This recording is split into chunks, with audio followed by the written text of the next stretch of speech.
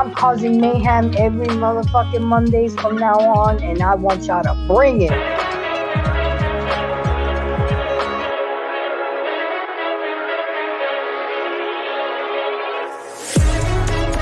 No, you got your man out there doing bigger and better things. Okay? And I blame, Trey asked a good question. How did it get so bad? I blame y'all. Because y'all been sitting on the fucking sidelines, letting these women do this bullshit, not setting boundaries, not telling women no, fuck off. And that's why we do what you allow us to do.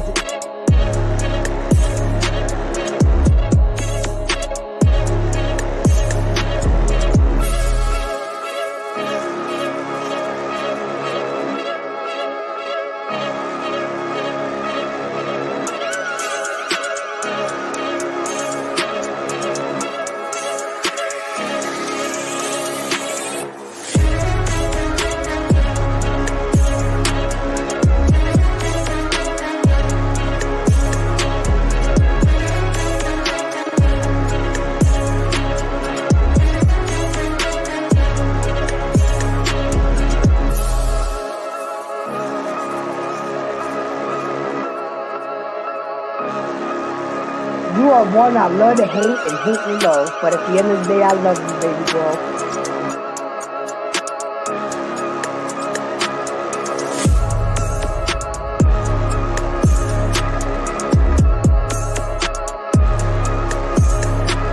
Come on the panel, let's go, please. Let's go.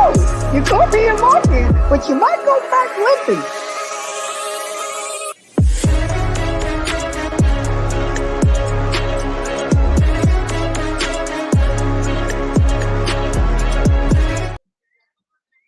What's going on? What's going on to all my embracers? I'm Grace from Embrace to Grace. I'm the Black Man Unfiltered Network on Monday nights, causing mayhem. You know what to do. And tonight is going to be a good one. But let me get all the administration out the way. I just want to make sure that you guys, please press the like button when you come in. Share this video. And subscribe. I'm trying to get to 1,000 subscribers by my birthday. So show me some love. I really do appreciate it. And again, I'm Grace from Embrace to Grace. You can find me here on Monday nights on the Black Man Unfiltered. On the panel on Black Man Unfiltered on Tuesdays. Thursday nights, I do my own show on the JVJ network. And then I'm all over these YouTube streets on panels and trying to get my message and work done on these YouTube streets collaborating.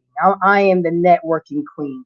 And please keep them emails coming with topics and things that you want me to bring up. I really appreciate it. You guys give me awesome ideas. I do the research and I put it out there for you. And anybody that just wants to talk and wants me to give them some advice or whatever, you're welcome to go ahead and email me too. Hit me up. I'm here for you. I'm here for you. I'm doing this for real, not just for entertainment. I'm doing this to help people grow, heal, and become better versions of themselves so we can become a more tight-knit community. Whatever color you are, it don't matter. We need to do better because when you know better, you do better. So with that being said, let's get into it right away. But let me address who's in here first because some of y'all beat me to it. I'm like, well, damn, I appreciate it. My girl, Randy, she's always on the job. She is on it. And I take heed. Thank you for coming. Great show today, this morning. You really set the stage for this show tonight. Grooming and Reviews, talking about you better have a kick-ass show. Come on, Pete. Anything less would be uncivilized. And you guys are the ones that help me get it through. And Through the Fire podcast is here. How you doing, my dear? And I just told BMU to send you the link. So he will be sending that. So you're welcome to come up here. You know I love that you add value and you talk your shit. So who else I got? Let me see. Is that everybody? Yep, that is everybody. Oh, here we go already. God damn. So let's get it started, Lady DC. I'm out in the real world. My son's girl sister blessed this stupid Negro with a newborn, and a 1-year-old yesterday. This Negro snapped in front of his children and had them crying in fear. Okay, what does that have to do with anything? Maybe you need to get a psychiatrist or go to therapy. Edward, yes, Yankees #1. We doing well this year, but I don't get too excited, Edward, due to the fact that usually after the All-Star game they start to fizzle out. So catch me back again in September and tell me how I feel. Check my temperature then. But I'm still excited because they're doing well. We're doing well. And my beautiful Milani, how you doing, my dear? Thank you for coming and supporting. Anissa, how you doing? You know this is gonna be a good one. This is gonna be a good one. And then we got Alexis from Texas talking about howdy Grace. How y'all doing again? Thank you.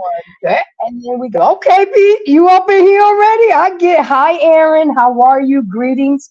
Thank you for coming. I appreciate you. Red Rebel 95, thank you for coming. I don't know if you're here for me or on Black Man Unfiltered. I don't care. I'm just glad that you're here. And my twin, Smitty's Corner, thank you for coming. We got a good topic. We're gonna ruffle some feathers tonight, Peter. So I think you need to buckle your seatbelt because a lot of women ain't gonna like this. I got Von Bryan, greetings, peace, joy, and grace in abundance. I know that's right. They're not gonna like this topic, Peter, because women don't like to do work. They think just because they got a vagina in between their legs that should be enough to bring to the table to snatch the man that they want. But what they don't realize, it takes work. It takes effort. It takes energy, especially to get to the man that you want. It's easy to get a man. I mean, I could go through my Rolodex right now. You know what I'm saying? But can you get the man that you want? Because I don't know if y'all women know this. We are in competition for men. Because I know a lot of y'all think y'all the prize. But I'm here to change your mindset and your way of thinking. Because at the end of the day, there's a shortage. It's 11-1 right now, ladies. So you got to knock down 11 other bitches to get to that man that you want. Pow, pow, pow, pow, pow. You got to get through 11. What's up, Hunting Wisdom? How you doing? So we got work to do. And then, Peter, I know that a lot of women think just because they got the man that the work is finished. But that's not so. It has only begun.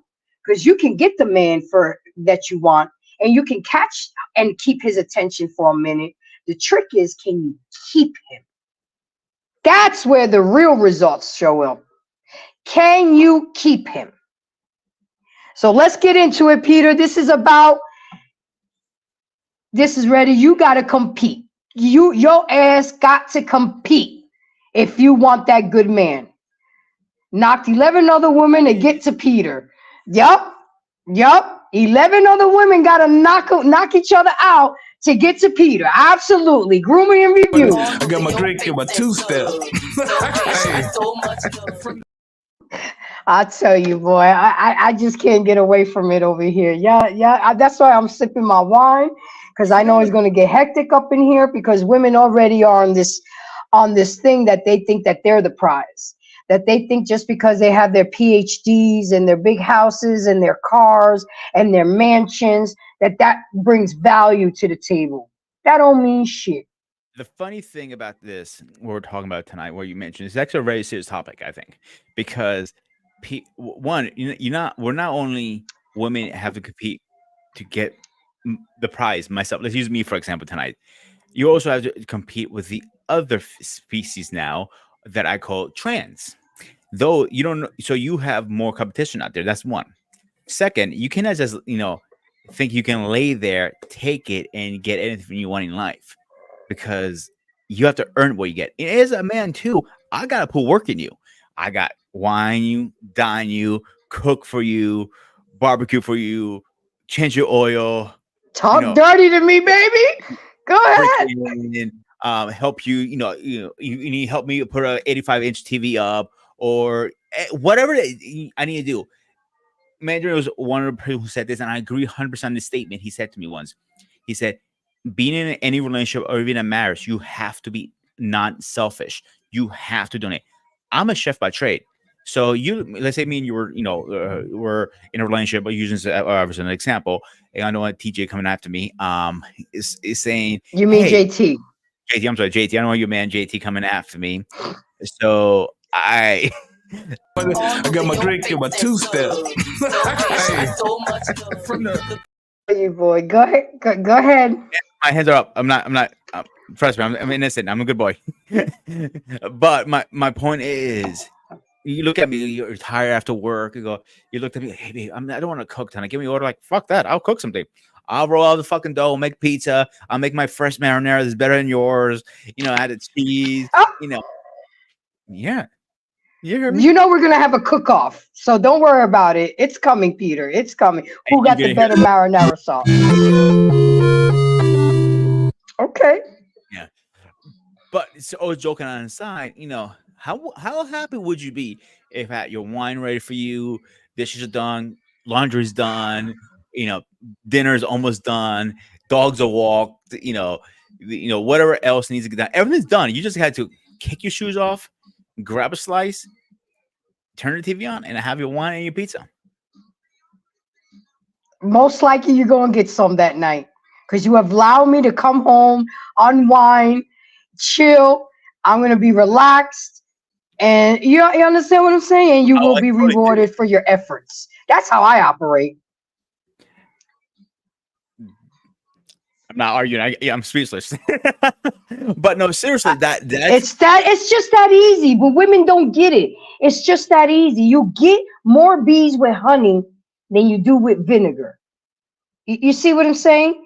If you come home and you just shut the fuck up and let that man be in peace, you will get what you want, ladies. But all this combativeness and argumentiveness and drama and toxicity, you're not gonna keep one of these good men here. You're absolutely. Hey, Lady Navoa, how you doing, my dear?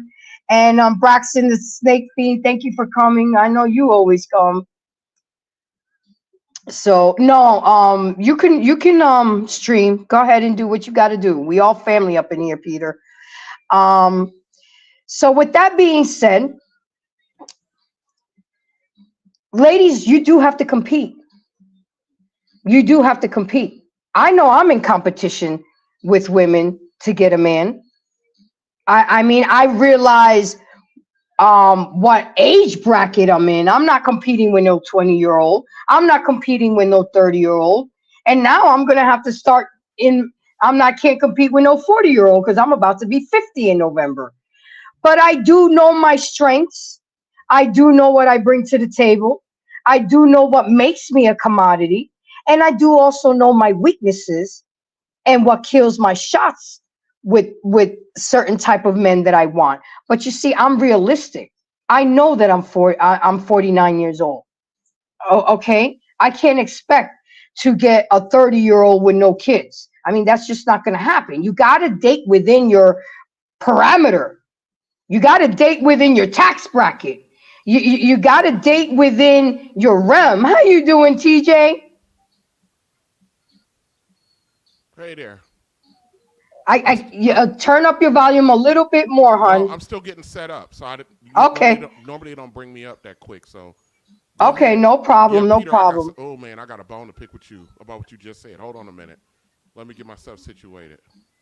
Oh, with me or Peter? Peter. Oh, okay. Yeah, he got it wrong. He meant to say JT, and you said TJ. No, Grace. I don't have a problem with that. It's easy. It's easy to mix, JT and TJ. I get all of that. That's not the issue. Hold on a second. Just give me a second. Okay. What you say? Last Lady Navoy, you've been gone for a minute, but I'll catch you up. Actual King Smith, I hit the like button live on Precious. I'll tap in on the replay. Salute to grooming and you, Grace.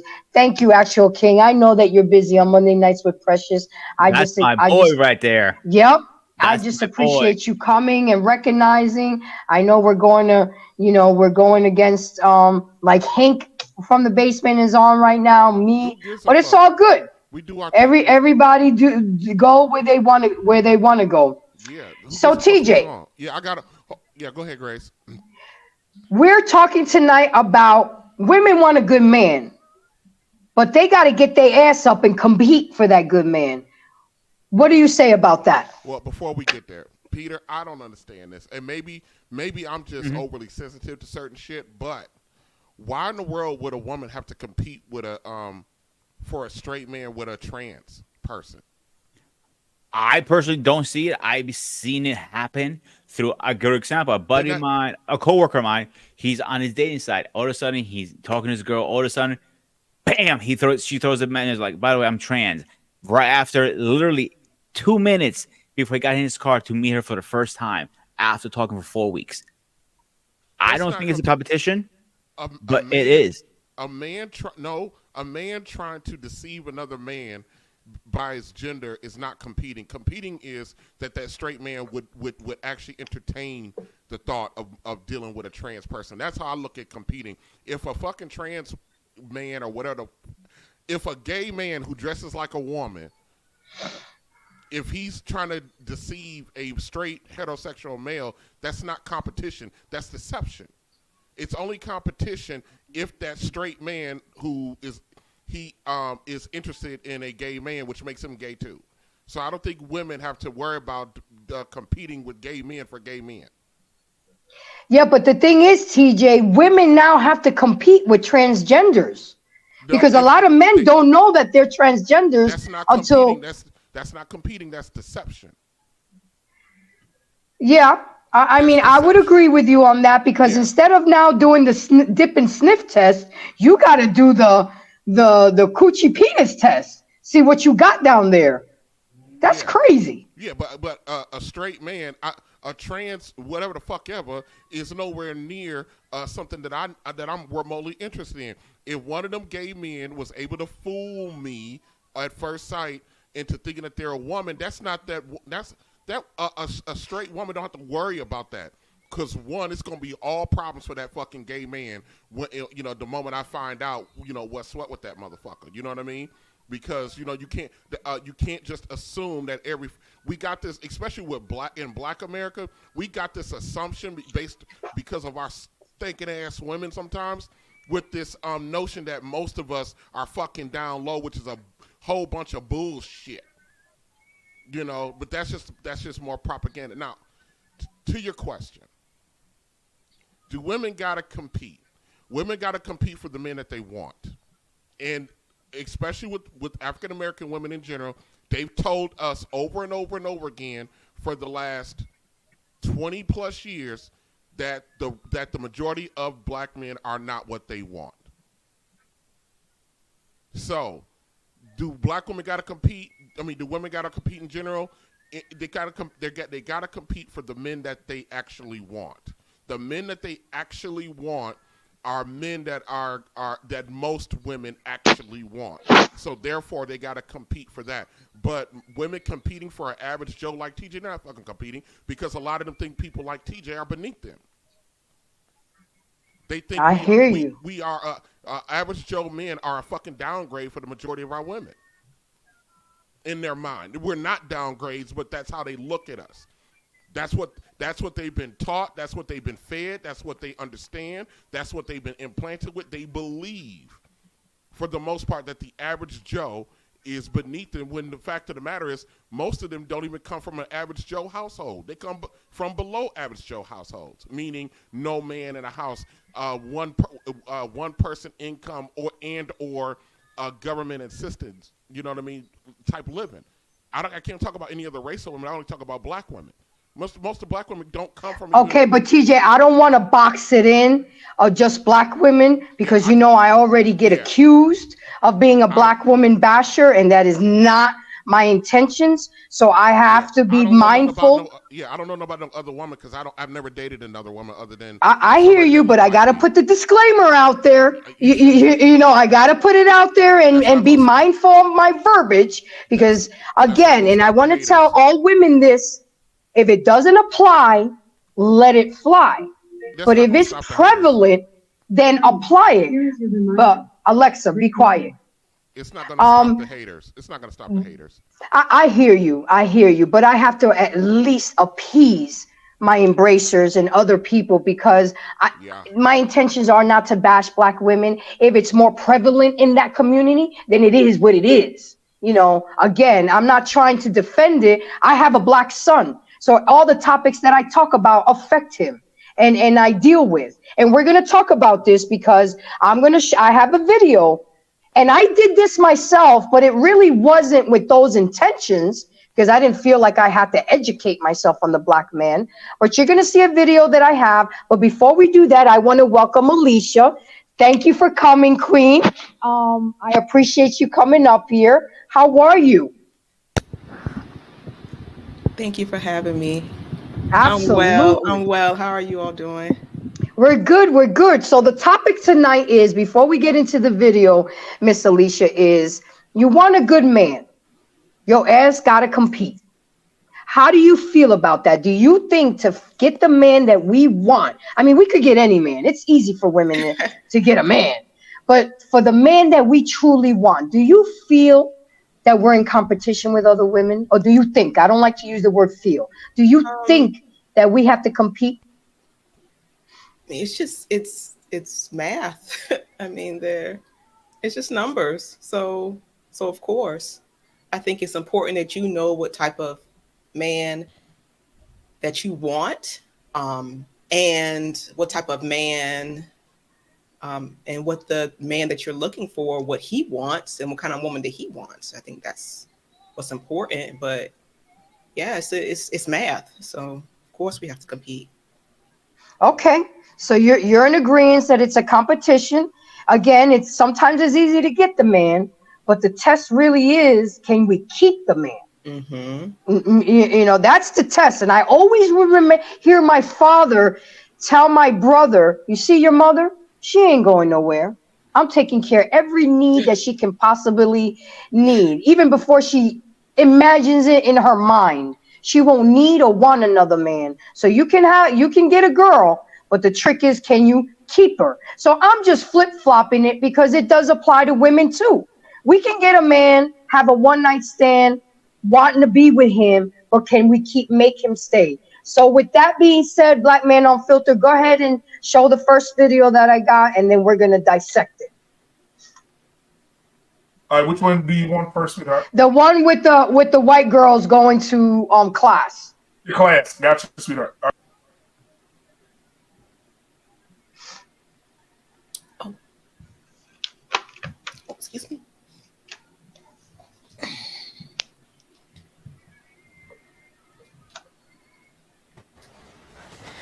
I got this idea to tell you that you need to do your research, and if you're dating a Black man, it is your responsibility to understand the history and the trauma of slavery. And you was one of your initial classes, one of the first classes you had, you noticed that it was predominantly non-Black women who were going in there studying Black men. I started teaching a Black male course because it was needed. You know, I noticed I started to get this population of white women. Yeah. I don't know why they were there. When I began to kind of ask them, you know, in the hallways, under the, why are you taking this class? And I started to find, oh, well, my boyfriend is, and I want to understand him and his family, or, I'm trying to date some of the men on the basketball team or football team or whatever, but I don't understand them. So another 3 or 4 years after that, I noticed the population shifted from, white women to Latinas, and the Latinas were coming in with the same kind of intensity.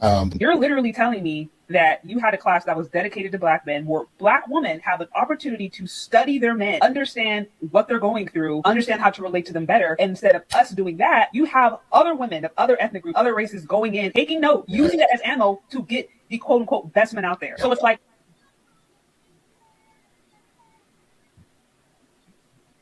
Okay. I brought this video up because it's very interesting.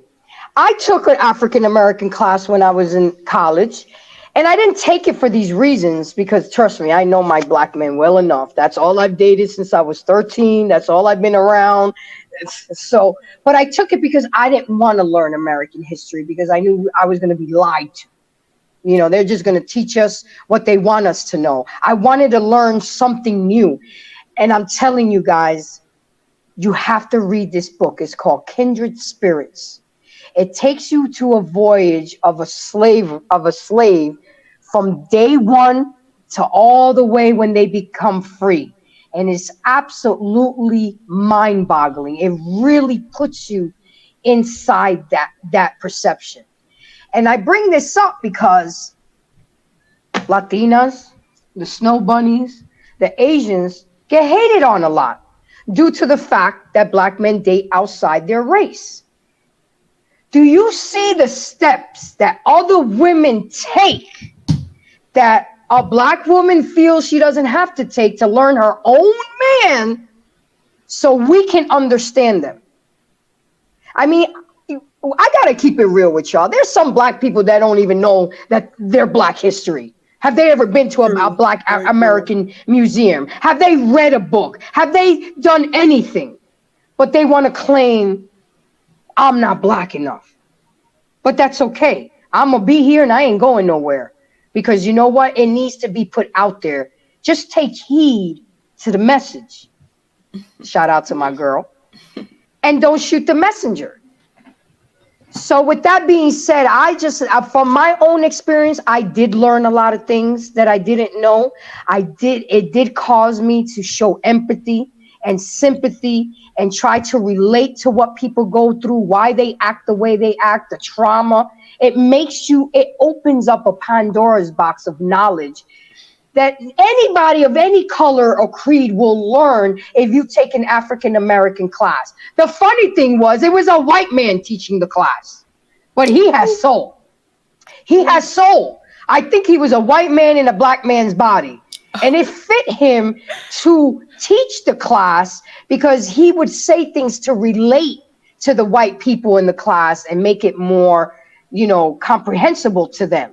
So with that being said, we're going to go in order. Peter, what do you think about the video? And do you think these women that are taking these classes to learn more about their black men or want to date black men, are they wrong? Are they stepping out of bounds? What say you? So I'm going to make a comment here. I'm probably going to piss off half of people in the chat right now because as a Greek American, yeah, good point there. So as a Greek American, most Americans are naive when it comes to history. They have no fucking idea about history. True. I come with a big background as being a Greek, grown up in Greece. History was literally, the Acropolis was literally, my backyard can look up like, holy shit. This is why I call myself a Spartan, because we cherish our history. As Americans, we don't cherish it. We destroy it. We rip things down. Except saving it and saying we came from there. We're not coming back from that fucking place. Now, a white woman going into a black class, learning black history, no, I don't think is out of bounds. Because that's what she's interested.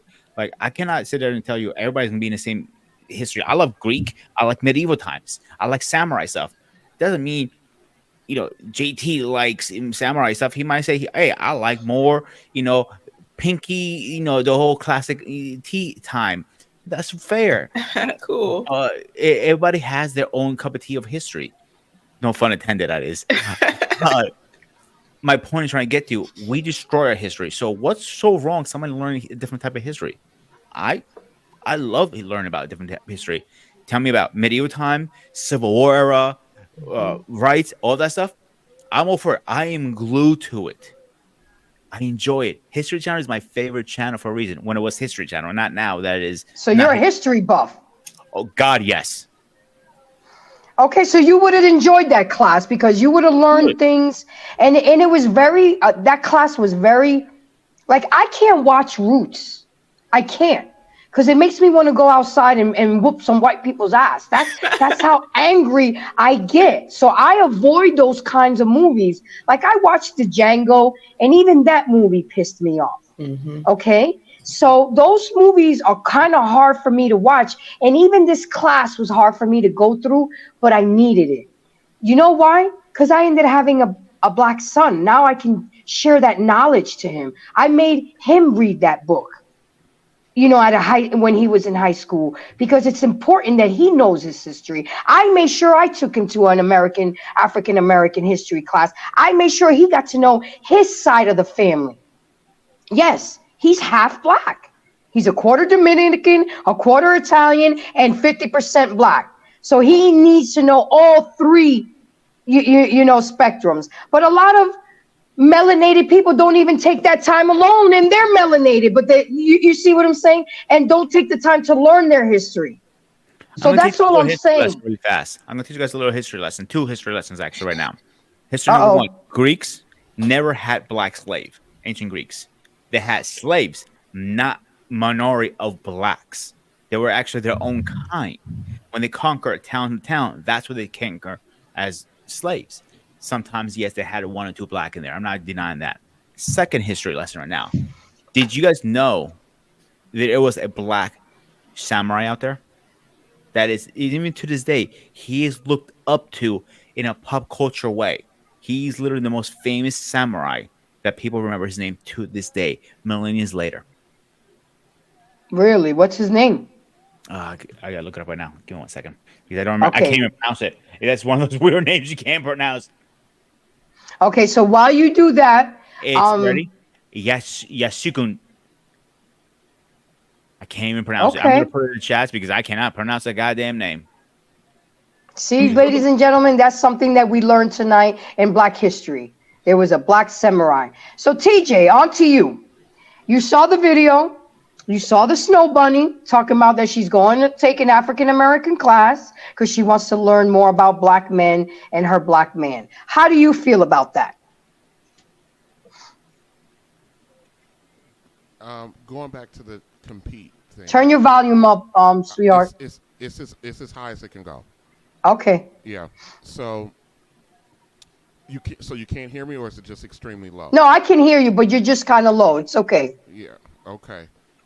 Yeah, it's turned all the way up to 200 in StreamYard. Ain't nothing I can do about that. No, I done lost my thought. Come back. Sorry, I'm sorry. Okay, Oh, and I just got the memo. Welcome to the Black Men Unfiltered Network, my dear. Another black queen on the network. So, Miss Alicia, what do you think? As a black woman, you see snow bunnies and Latinas and Asians in a Black American classroom setting, learning African American history.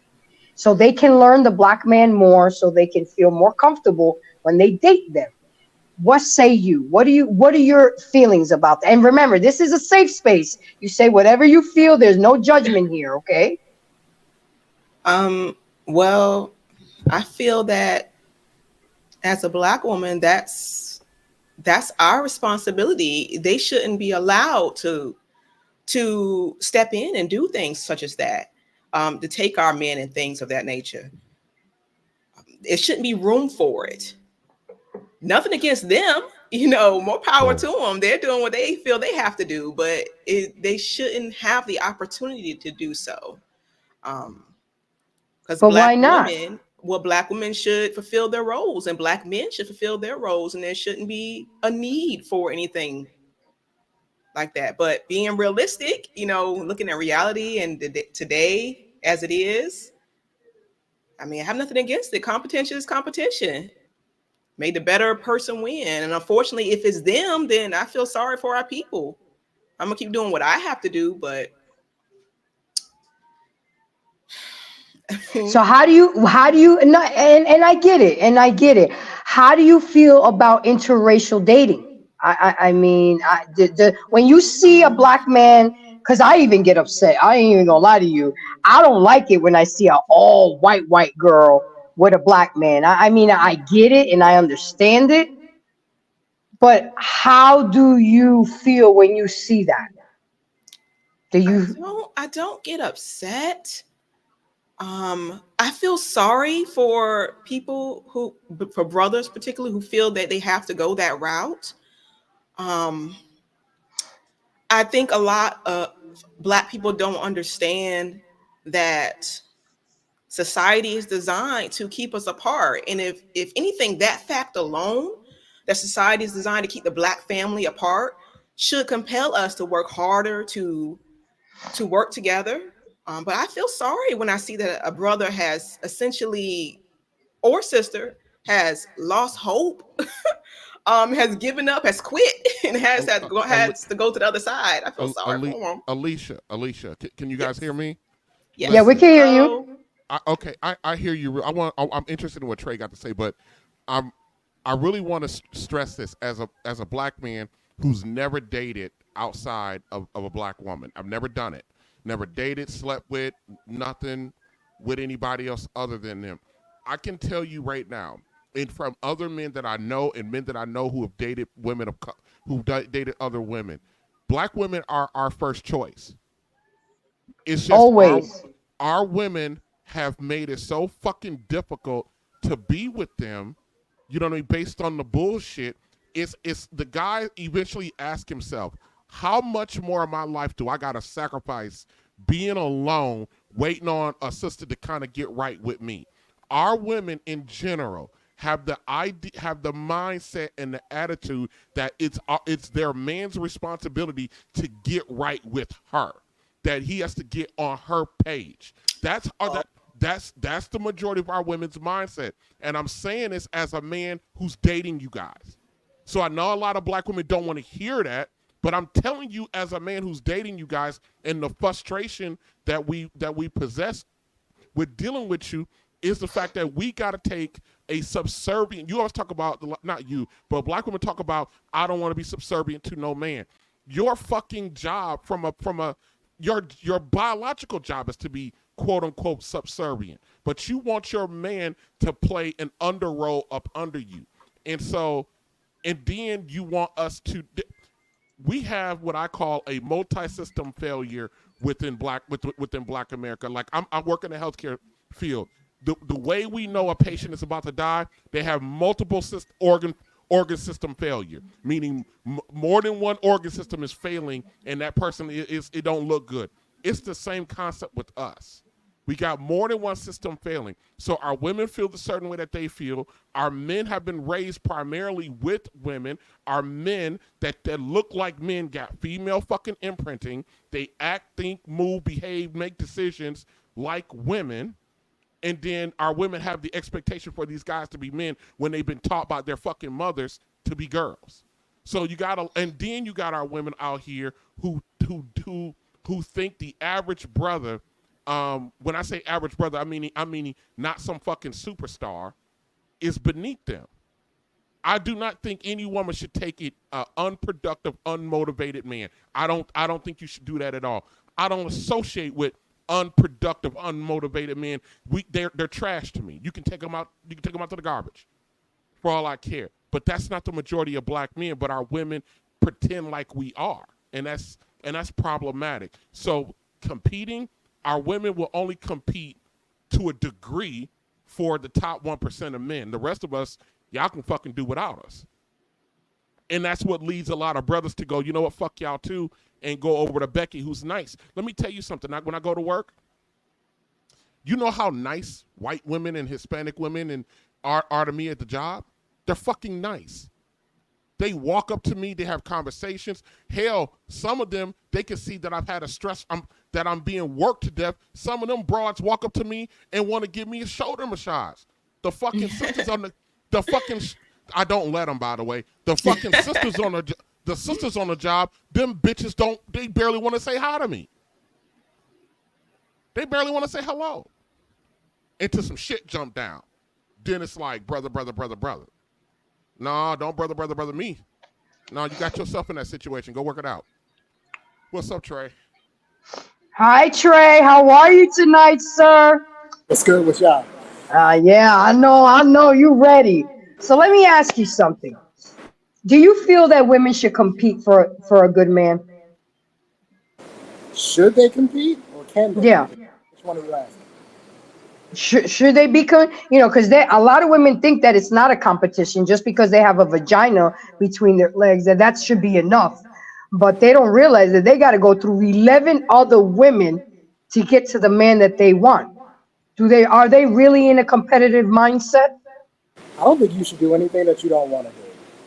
So if black women feel like, or any woman feels as though they don't have to compete or they shouldn't have to compete, then don't compete. Plain and simple. You don't have to. You'll get left behind. I said this before. Black women are the perennial losers in this game of love. They are the Cleveland Browns. They are the Detroit Lions of the game. Hey, Detroit did good last year, so maybe you might want to add my team, the Jets. Did they win a Super Bowl? No, they didn't win the Super Bowl. Okay, well, if you win a Super Bowl, it don't matter, right? But that's the point I'm making. The point I'm making is that the mentality, the competitive mentality, is not there for the women. And they don't feel as though they have to. And I think a lot of it is they know the truth. The truth is that they can't. They can't compete. At the end of the day, when we start looking at the numbers, well, black women lead in STI rates, bankruptcy, evictions, credit card debt, student loan debt. I can go on and on and on. I've talked about this before. The turnover statistic is not a statistic you want to lead in. All of these statistics that black women lead in, this is not the statistics you want to lead in. These are the poor statistics. These are the bad statistics. You don't want to be number one in STIs and STDs. SCDC reported almost 50% of black women have herpes. This is not something you want to lead in. This is not a good thing. I'm going to ask you this question, Grace. You went to the produce section in a grocery store. Would you get the worst rotten produce? Avocado? No. Would you get the worst produce, or would you go look for the best quality produce, the most ripe produce? I would get the most ripe, the best quality, the one that's ready to be served and eaten. I'm not going to get something that's rotting out. So are you saying that's what? See, I don't want to say it because then I'm going to be accused. I'll say it for you. The black community has asked black men to get the worst produce in the store, which is black women. Comparatively, when you compare them to other racial groups, they are the absolute worst. That's just the facts. This isn't my opinion. When you look at the statistics, right? If you go to a dealership, do you ever ask the car salesman or car saleswoman, please give me the worst car you have with the highest mileage that you have? No, nobody does that. Nobody does that. You want the best for what you can get. So why are we putting this race loyalty on black men and saying you need to stick with black women, even though we know statistically they are the absolute worst? That makes no sense. And so I am all for interracial relationships, and I think that black men who step outside of dating American black women are actually probably a little bit smarter than most other men, because I think they've recognized that they don't want the worst. They want to do a little bit better. And this is a tough pill to swallow for black women, but you got to change your image. Kevin Samuels, rest in peace, tried to get y'all to change the image for years. Nobody wanted to listen to him. Your image, your reputation has preceded you. I'll end with this, Grace. There is not a contingent of men from other countries that are rushing over to America to come get American black women.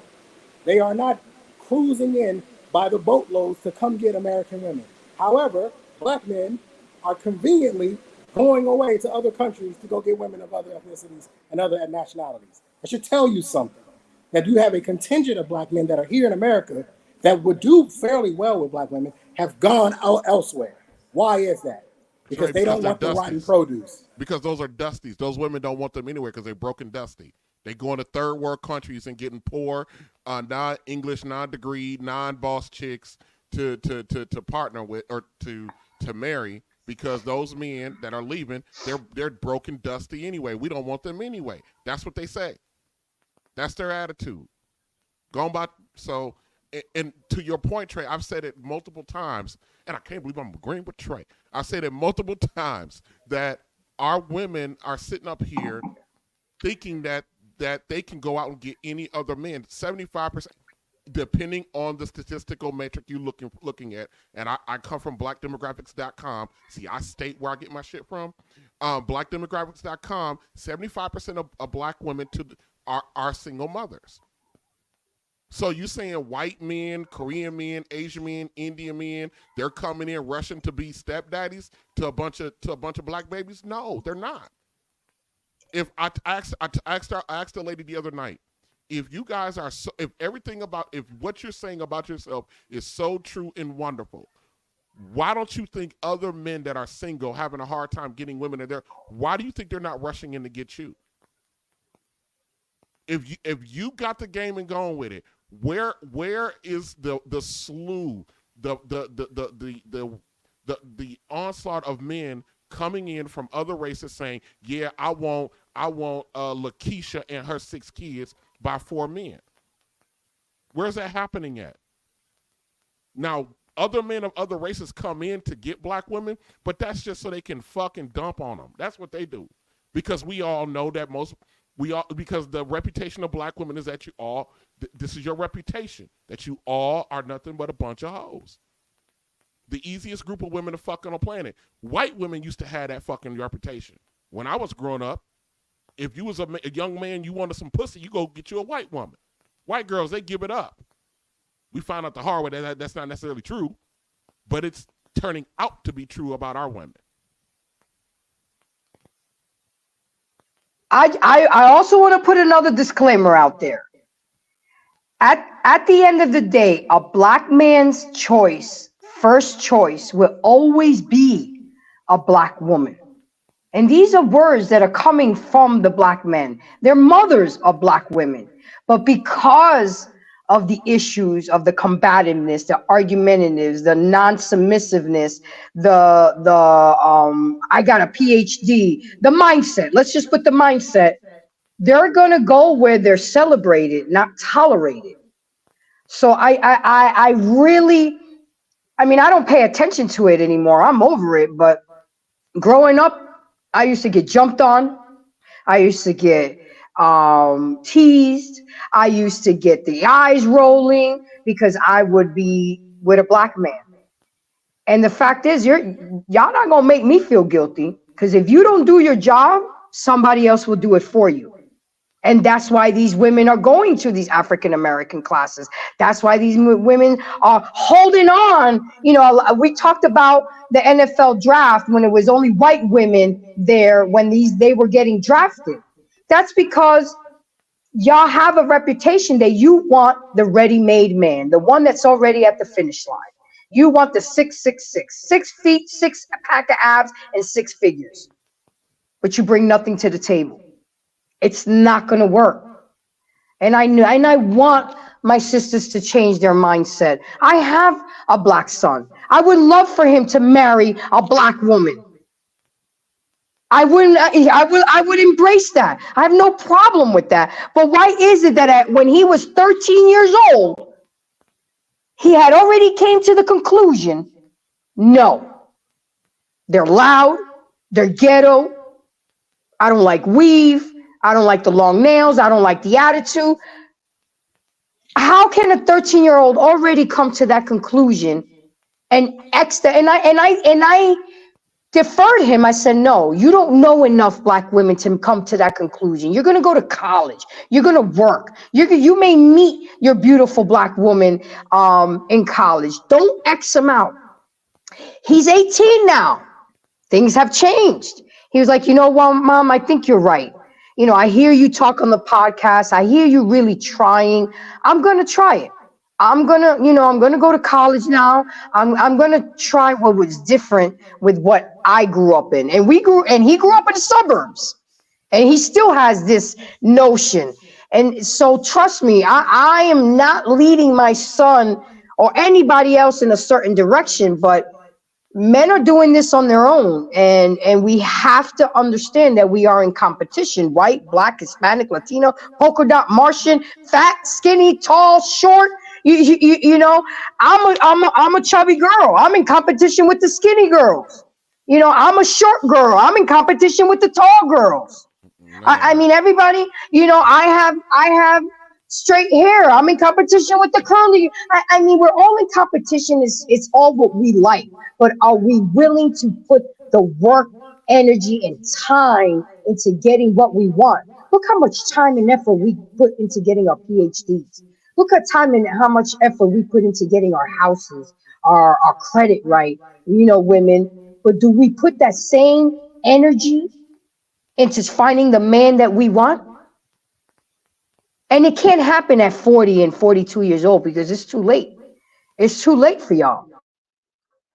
So with that being said, I don't know the order of the videos that you got, Black Man Unfiltered. So let's go on to the next video because we got a lot to dissect here. And you guys can jump in at any time. If you have a thought, I don't want you to lose that thought because I know sometimes when you wait too long, you forget it. Or write shit down. I got a lot of people that'll write it down. So don't it's okay. You can interrupt, just be respectful with it. Go ahead, show the next video. Let's see what we got. Attractive about me. No, don't turn around. Don't turn around. You're going to blow it now. Because I like personality. Your personality was good. I don't usually look at women in their face too long, but I like your ass.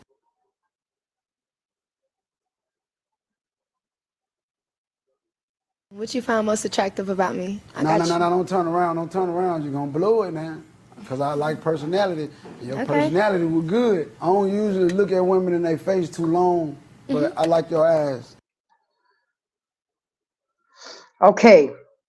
I showed that video due to the fact that a lot of women lead with sexuality and their looks. And men are taking heed to the bullshit. Yeah, fat ass and big titties is beautiful, but what is the content of your character? Can you be a mother to my children? Can you be a wife? And you see how this guy, as thug as he want to be, iced out as he want to be, I don't understand why the child was there. I don't get that. I love it. But he told her, no, don't turn around. Don't lead with your ass. Let me look at you. What do you think about that? I'm gonna start with Alicia, ladies first. What do you think about that? I think it's sad. I think it's sad that she felt that she had to do that. I notice a lot of women have that. They want to present themselves that way, but then there's a lot of men who lead with their finances. And True. I think character should be first on both sides. But I think that was really sad. And I'm glad he said that to her, and I hope she took heed to the message. I know that's right, and it's because she's a beautiful girl. Yeah. And I thought she was pretty, Trey. Okay, nothing is pretty to you. You just, she was pretty to me, but it was a turnoff when she was leading with her sexuality. Yeah, that was good looking. Yeah, What else really does she disgusting have, to me Grace? the way she was behaving. She was good looking. What else does she have? Oh shit. No, don't do that to us. She had a pretty face. She had pretty eyes. BMU, you have some serious issues. No, you notice you're still talking about aesthetics.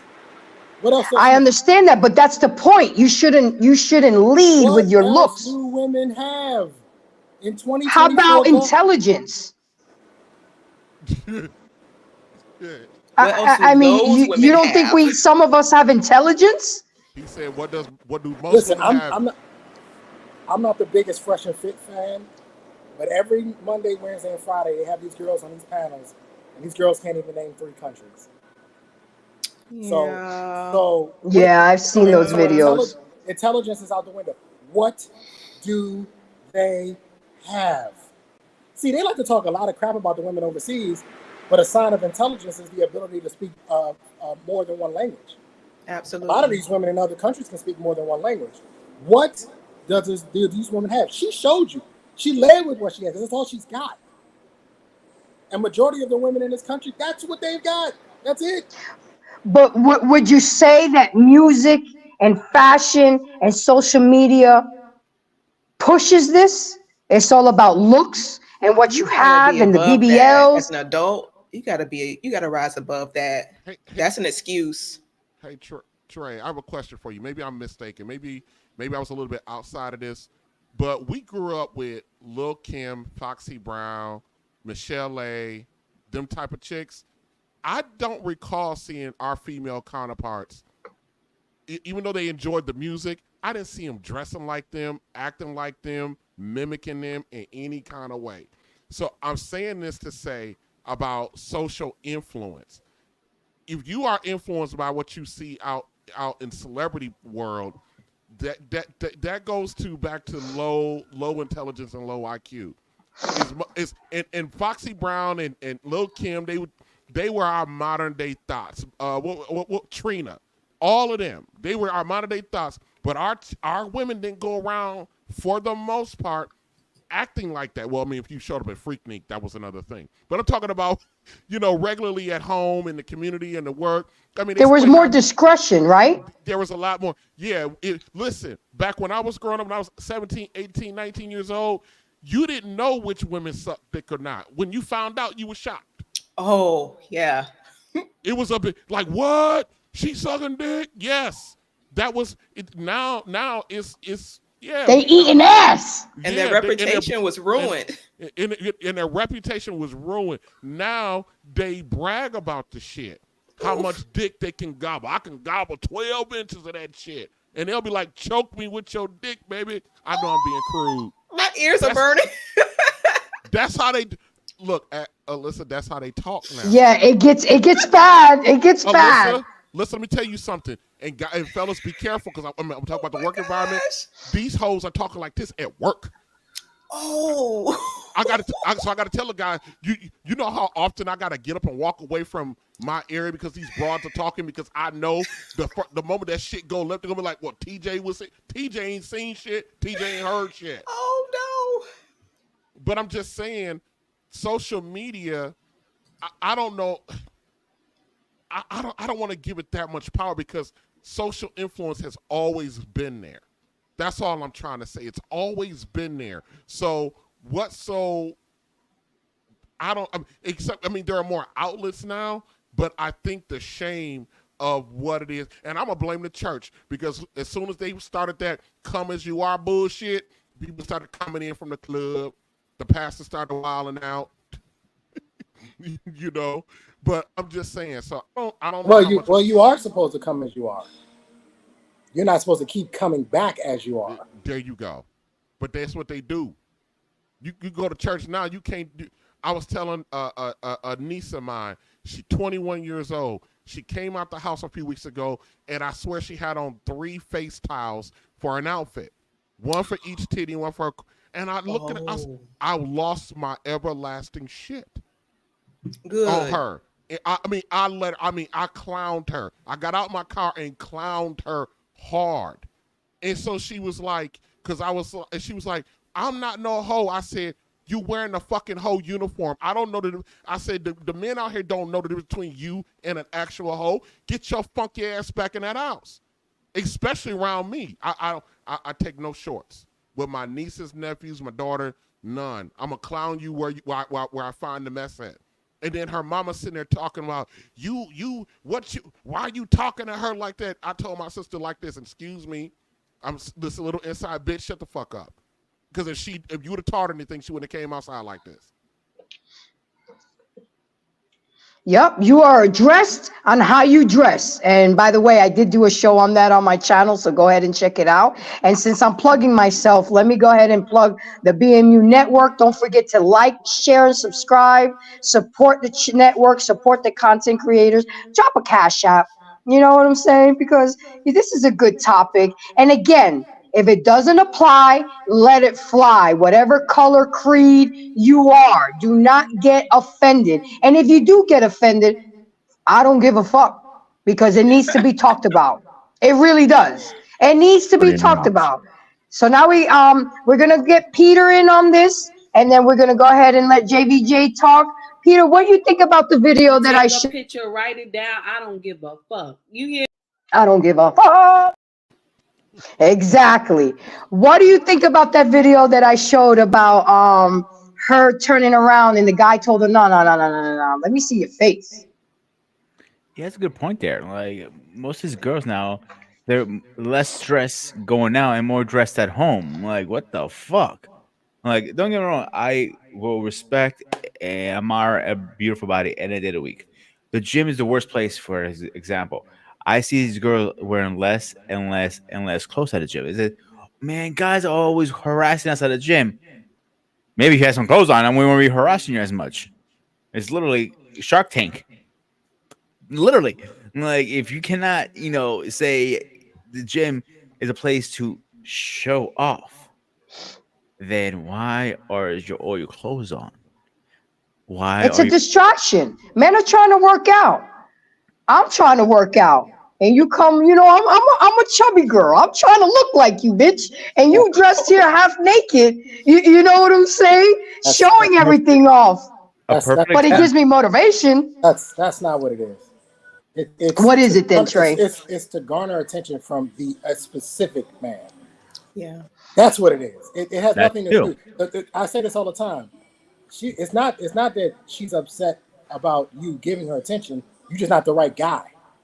because she's not getting the attention from the guy that she wants. It's a certain specific guy she wants the attention from, and she'll take it. I say that to guys all the time. It's not always that it's you. It's just not she. You're not what she's looking for.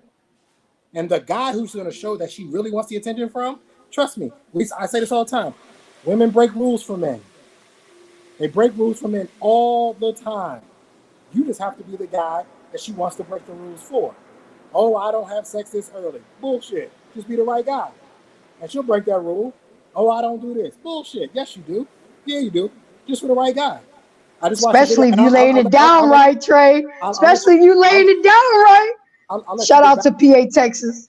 I'll let you get back grooming here in a second, but they just showed a video today of a guy, he's 6'8", he's walking around, and the women are just gawking at him. They can't. Every woman he passed, they just.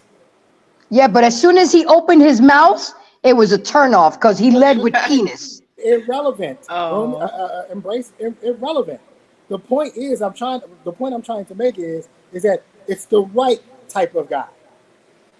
So you're gonna see the booty shorts. You're gonna see all this stuff. And if you approach this woman and she rejects you, most times it ain't really you. It's not nothing you said. It wasn't your approach. It ain't how much money you have or don't have. You just ain't the guy in her mind that she wanted. Maybe you weren't tall enough. I'm bald, so maybe she's looking for a guy who had hair. I don't know. But a lot of guys don't understand. They want attention. They always want attention. Show me any woman on the face of this planet from any country who said, I try not to get attention. So with that being said, we're going to go to groomings and reviews, and then we're going to go to JBJ, because the crickets came out, grooming. He does have a good Great point, Trey. Great point. Yeah. I give you that one. That was kind of like mic drop. It was a mic drop. Yeah, it was. You heard the silence, right? I have a buddy of mine. We call him the Viking because he's ripped to the bone, long ass Viking beard and everything. I can't even tell how many times we're at Powerhouse. And every single girl, not just like going at him, they're literally throwing themselves on him. Like he doesn't give him time of day. Another guy, another YouTuber, Joe Swole, he says all the time, mind your goddamn business, leave you alone. Readers, all this stuff, literally have girls saying, recording and seeing the guys looking at her like, well, look at this old pervert staring at me. So they get views and stuff like that. Like that's not cool either. So they're using it as victims in a way. And they're not. They are setting themselves for failure.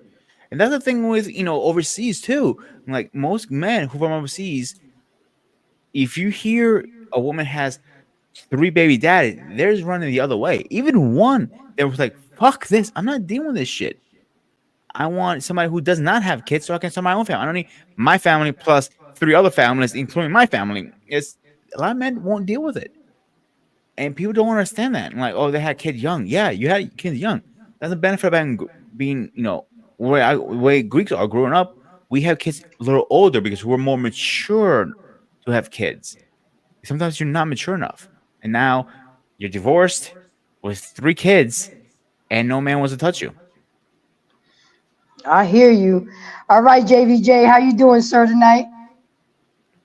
I'm doing great. You got an echo. Ain't nobody tell you got an echo? I don't know who has an echo. Is it me? Yeah. You sound like that. Wow. I don't hear no. Oh, I don't hear it. I don't hear it. Is it just I hear on my end. I said it to BMU in a back chat, but I don't think we can find who it's coming from. All right, well, here, all y'all that came in first, and hopefully everybody else they don't hear it. But yeah, I'm here. Hey, how you doing? I'm good. How are you? I'm back on track now. Jordan graduated. He's in with his pappy, so I'm back on track, JVJ. So let me get that out the way. I just want to know where Biggie at. I don't care about Jordan. Where Biggie at?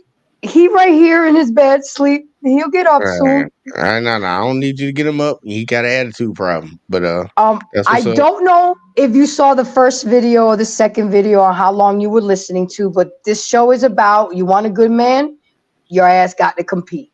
So do you think that women have to compete for the men that they want? I'm making it nice for everybody. I'll make it nice for everybody. We all have to compete for what we want.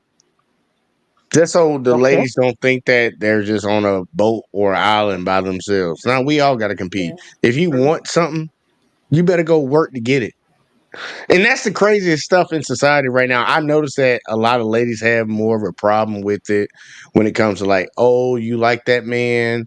How dare you go ask him out on a date? How dare you pay for something for him? Like a lot of ladies push back on that and they call them pick-me-shas and mammies and all this stuff. That's the craziest shit in the world.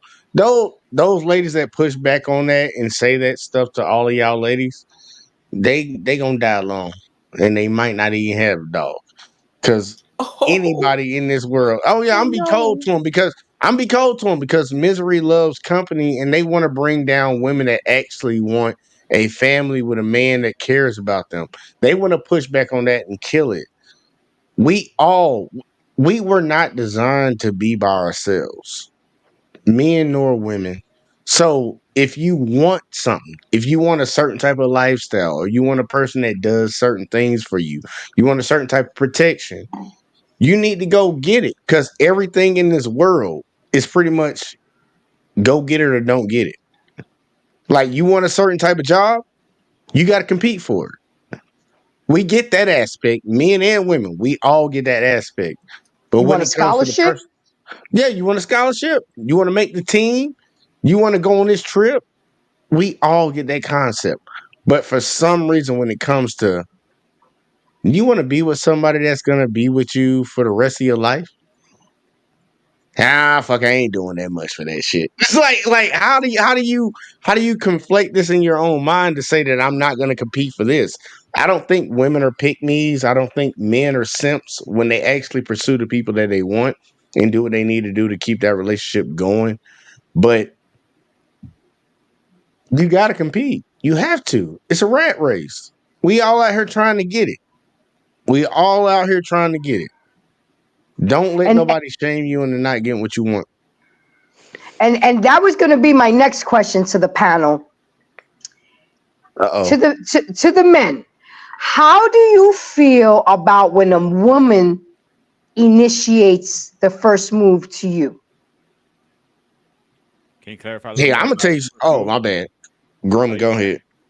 Can you clarify? You Like, want you me? mean the kissing? Well, or like I mean, okay, I'm gonna give you an example of me. This was me when I was younger. I go to the club. I see a guy that I'm interested in. I'm not waiting around. I see him looking at me. You looking at me. I'm looking at you. And I ain't got time for this foolishness. I'm gonna send over a drink to him.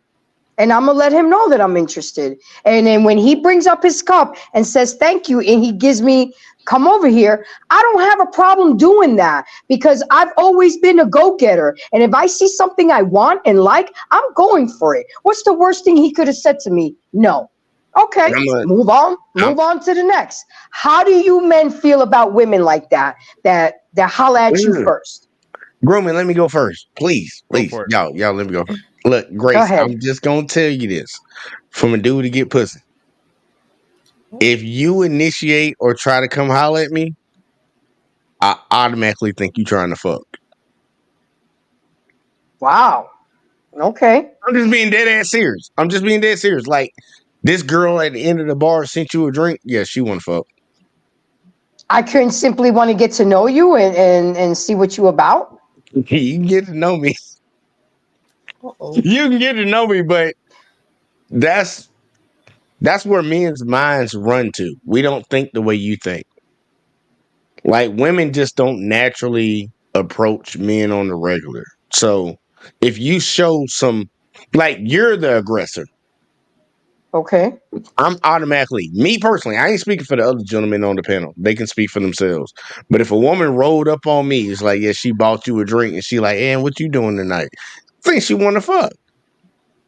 Because women don't roll up on dudes like that. It's either one of the two things. She want to fuck or somebody about to rob me. It's disgusting. Oh boy. Damn. Okay, so JVJ says that's she want to sleep with the guy. Trey, what do you think if a girl makes her move? I mean, I use the club, but let's say it's at the grocery store or anywhere, and she makes her move at why you trying to make my shit worse than? But now you gonna throw in the grocery store? Why you gonna throw in the grocery store? He's trying to fuck me up. No, the whole point is the woman making the first move. You That's the whole point. sabotage, man. I'm be quiet. You sabotage me. JBJ, you sound wild. You sound like a wild boy with that one. Now, I could understand a man being apprehensive if a woman approaches because it's not of the norm, but just to automatically assume she trying to slide on your man meat, that's kind of crazy. That's kind of crazy to me. Listen, and I know you jumped to It's super sausage. I know you jumped the tray, but listen, I'm not married anymore, but my wife has some smooth ass game. She really did. I was in a different lifetime. I was an author, so I was doing a book signing, and my wife was a high school teacher, and so when she came up to get my book signed, to get her book signed from me, she was just straight up. She was like, "Hey, she was like, I teach English, and we teach all kind of subjects in English. Would you mind come talking to my class?" And I'm telling you, I never made it to her fucking class. Oh boy. I mean, damn. I said she was smooth with, and of course, she taught high school. You know what I mean? High school English. She taught AP or college prep English, whatever. So I was like, yeah, no problem. So instead of just signing the book, I gave her my contact information. I gave her I gave her my contact information, and yeah, we never fucking made it to the goddamn because she called maybe like a couple weeks later, talking about some nonsense, and then a couple days later, some more nonsense, and then you want to meet out for coffee. Then I asked her, you want to meet up for coffee or whatever the case may be, and it just kind of went on from there. So it depends on how the approach is happening. You know what I mean? I think most men prefer to do the approaching, but if it's a worthwhile woman and she does it in a classy way, I think that's okay. It takes the pressure off the brother. Plus now he knows Plus she knows he's interested. That's half the battle right there. Then he can take it from there. But just to be like, oh, she sent me a drink. She want this man meat. She want to gobble on the man meat. I don't think that's. I'm just TJ, don't push back on it because I think we all can agree with it if I put it in a different perspective. Shout out to my boy Biggie. Like, look, when a man approaches a woman, I hope most women understand this. He is sexually attracted to you. Do most people agree with that? Do men agree with that? If a man is sexually attracted to her, right? Yeah. So if a woman approaches a man, why is it a problem to say that she's sexually attracted to him? Because she's out of place. Yeah, but guess what? That amplifies it. Like amplifies the fuck out of it. It doesn't If matter. a woman, It doesn't matter if it amplifies it or not. She's out of place. And she can be out of place though. And it's off-putting. And nothing that says that a woman. To certain people, yeah. There's nothing that says that a woman can't and doesn't want to have sex. But as women, you guys are supposed to be a little bit more covert about getting what you want, and not like overt about signals. it. Yeah. Yeah, choosing signals. And the idea is that you were born with a certain set of skills, i.e., your beauty, that's supposed to be able to seduce us into getting what you want. And this is a skill. This is an art form that a lot of women, the modern day women, have no idea on how to do this anymore. They don't know how to attract a man without sending him a drink and saying, "I'm trying to fuck. What's up?" As a matter of fact, it's actually quite masculine, and it's off-putting. It really is. It's off-putting for me. I literally just ignore those women. I've had women send me drinks, ignore it. Or I tell them send it back. It's off-putting. Okay, so let me hear from Let me hear from Alicia. Alicia, what do you think about that scenario about women making the first move? I believe with oh, I'm sorry, it doesn't show your name. Yeah, Grace, show the name. gentleman. Take that comment With the away. who just speaking. Hello, I'm not engineering the show. I'm on somebody else's network. You better put them nice ass The nails to gentleman, work. Trey. It's a Trey Taylor. I agree with what he said. It can be off-putting. It has to be done in a certain way. A woman has to approach a man in a certain way. I personally wouldn't do it, but to each his own. I can see how a certain type of man would like that. I guess it would stroke his ego. But me personally, I don't agree with it being so forward. I would show up at the grocery store every Tuesday whenever he's there. I Yes. think there's a way to do it without like being like in the bar situation. I want to take that off the table because that's a different.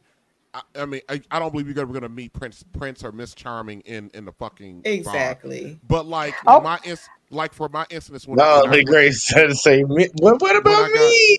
when no, I no, got I got another scenario. hold on. When I got married, with the woman I ended up marrying at the time, her, doing the way she did it, I thought that was slick. Yes. That was pretty Yes. slick. That As a was woman, nice. if you're interested, you have to let a guy know because especially if you're in a moment where you know that you probably will never see this person again. You know what I Mm-hmm. mean? If you're in a situation like that, you got to take your shot. Now Kudos you to should, her. and she was, and I never looked at it as her taking a shot. I literally, because it wasn't the first time someone had asked me to come speak to a high school class or do anything like that. It wasn't the first time that happened to me, so I didn't think anything of it. It wasn't until I was fully fledged dating this woman that I realized that I got She swindled. set you up. She set you up, man. It was a Yeah, swoop game. She got you on there. She she got you. sure did. Boy, I Yeah. didn't see that And shit that's coming a how mile away. I think that's how it should be. And here's the thing: No, like all she had to do was make her initial invitation, and then she made her initial phone call. ladies And plant then after seeds. and then after that, it was I did everything else after because the conversation. I'm like, oh, this woman got a good conversation. Oh, she can talk about this. Oh, and she was fine. On top of that, my wife. So it worked fine for me. I don't know, but she had natural hair. She with dreadlocks. She, I liked her. So she fit the mold of what I liked to begin with. So it went down that road, but. I don't think if we're in a club situation, I'm not. Okay, well, let me give you another scenario. Okay, I Oh, coached basketball, and all the coaches are there. We're doing the draft. We're getting the teams together, and this gorgeous man walked in. He absolutely took my breath away. He was in a suit, cufflinks. I mean, just I got my drink in my. Oh. all my bells and whistles went off. I said, I got to get that number before tonight's end. Because if I don't, the next chick will. Somebody's son's mother's going to get it. The season is about to start. I'm going to shut that shit down. So because he came late, he turned to me and said, "You got the names of the team?" I said, "Yeah, sure. Well, I know you came late, but if you need me to call you and give you the team members and their phone numbers, just go ahead and give me your phone number and I got you." And he was like, "All right, no problem." What did he do? 2 days later, I called him. We went on a date and we dated for 3 years straight. I mean, if I wouldn't have done that, you know what I'm saying? He probably would have done it too, because I saw him checking me out. But I've always been that way, guys. I'm a go-getter. I see something I want, whether it's a man, a car, a job, or anything. I'm going for it. I'm I got not. my drink in my two-step. look, I don't fear. I don't fear rejection. You Grace, know. I think the biggest thing, and I think this would be a bigger message for all the ladies, especially, and I like that he got JT doing this shit. That was pretty funny. But look, man, fucking like ladies in 2024, I think y'all will need to be a little bit more aggressive about getting the guy that you want, like going beyond the choosing signals. Because I understand, I know. I can't see his name down below, but he right beside me. You right here. I see. Trey. So Yeah, right. the message we want to send to already overly masculine women is to be more aggressive. No. I'm telling the women that actually want a man and actually want to be submissive to a man. I don't care about the masculine chicks. They can buy a dog and die alone. I don't care about them.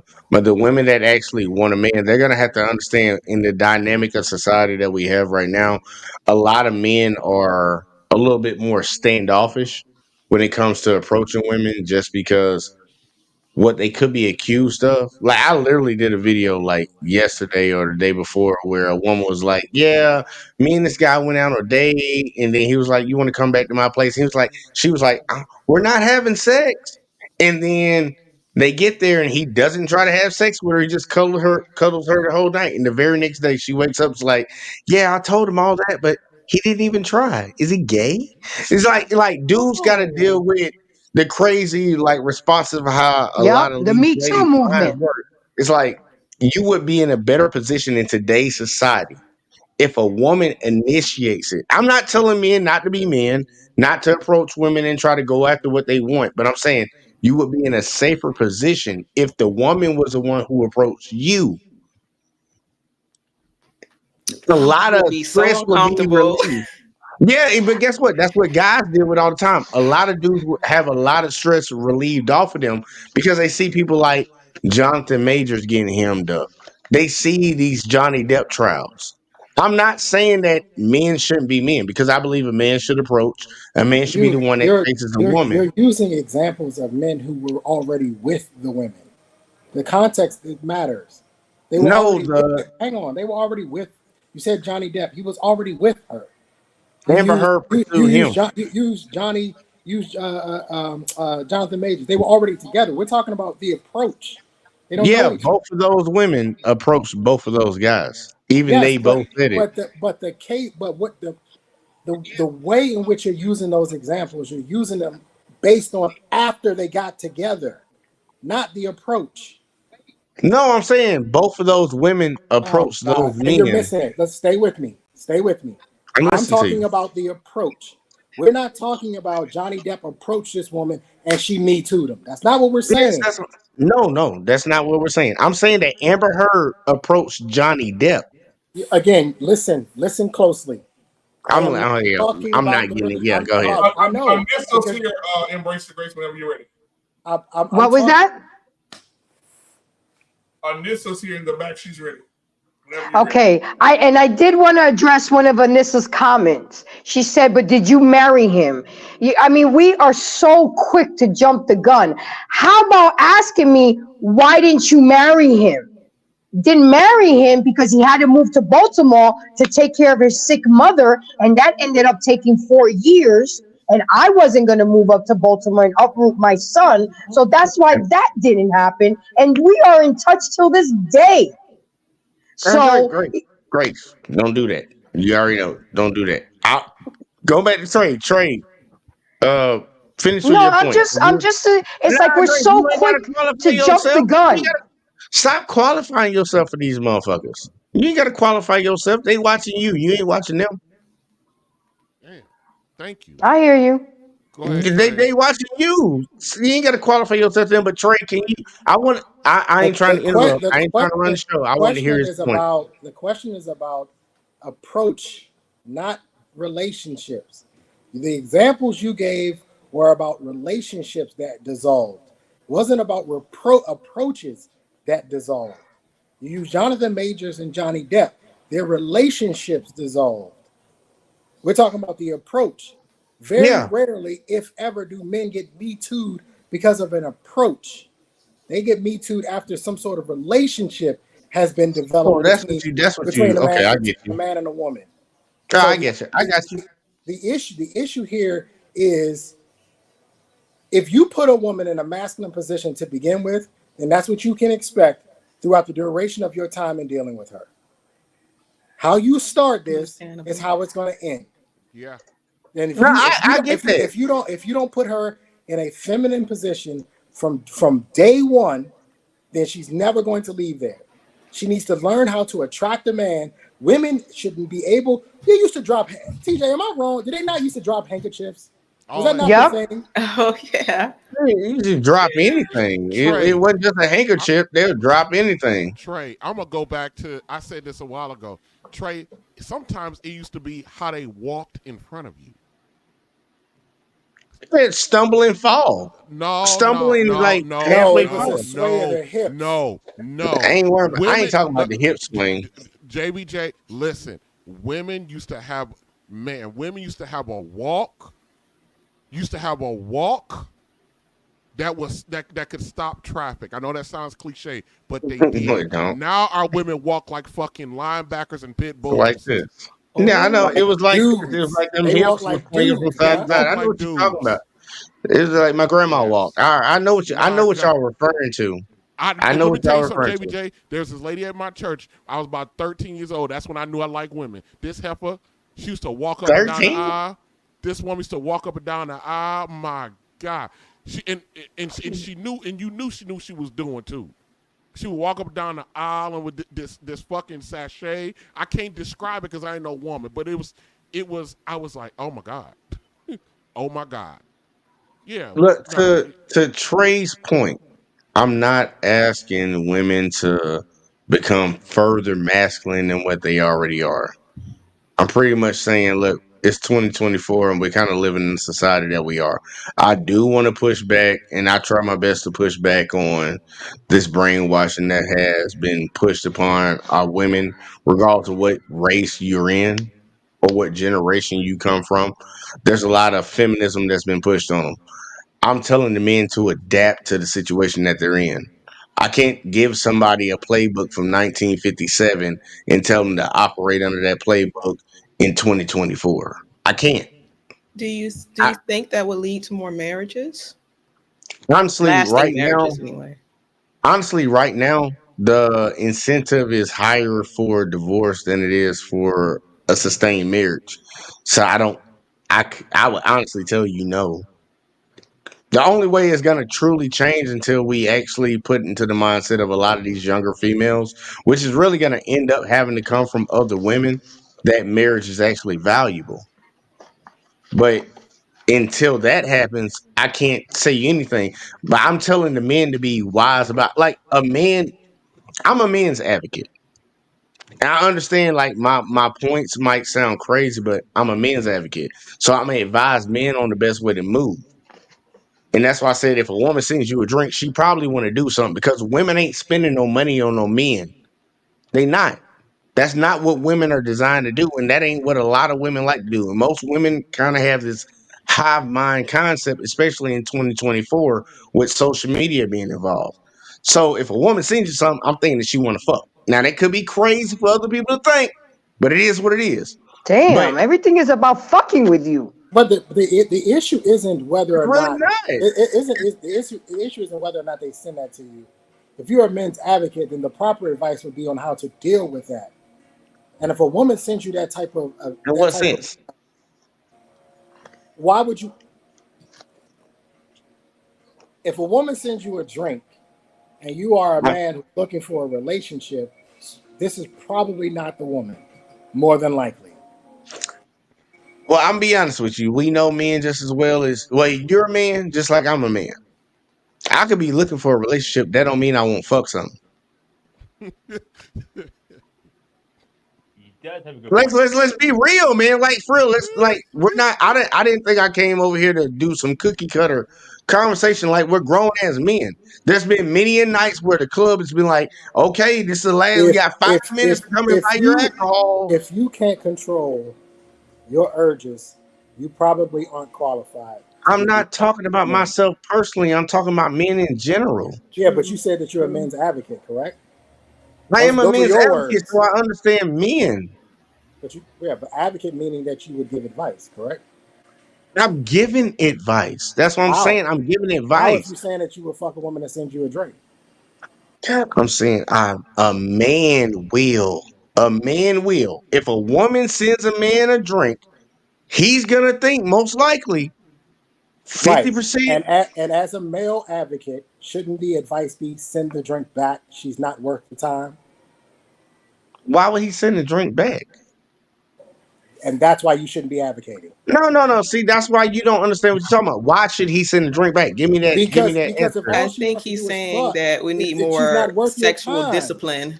Yeah. No, it's not about sexual discipline. I said that this man that gets a drink from a woman would think that this woman wants to have sex.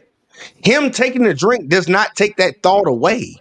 What are you talking about? But not all men would think like that, JVJ. But let's kill this conversation and let's get Uncle. Let's get Unc up in here. Let's get Unc up in here. We can't spend too much time on the same thing. How you doing, sir? Thank you for coming. Thank you for supporting the Black Man Unfiltered Network and me, Embrace the Grace. I don't know how long you've been listening, and the topic is about if you want a good man, your ass needs to compete, women. How do you feel about that? Do you think that women need to learn to compete when it comes to getting a good man?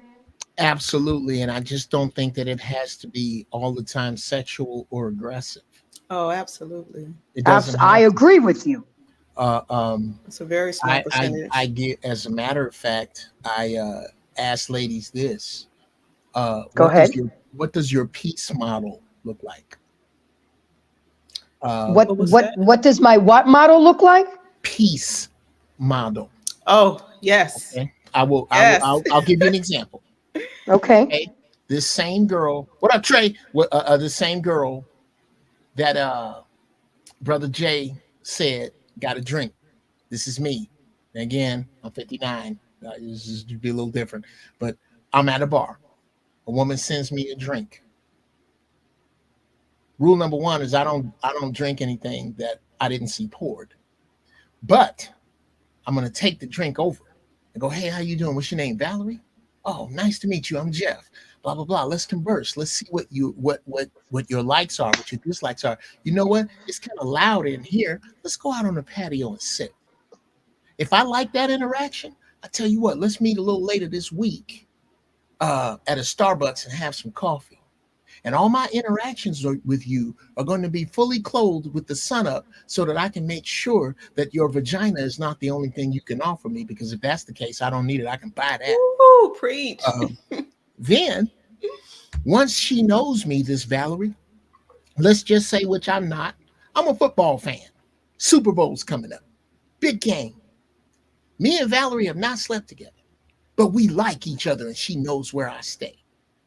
She knows I'm having a party. I've talked to her about my friend Ghost. I've talked to her about my man TJ and about Jay and what Trey and what they like to eat. I've talked about that. She shows up uninvited. There are other women there. She comes in with a basket and says, hi, I can't stay, but I made some potato salad for everybody.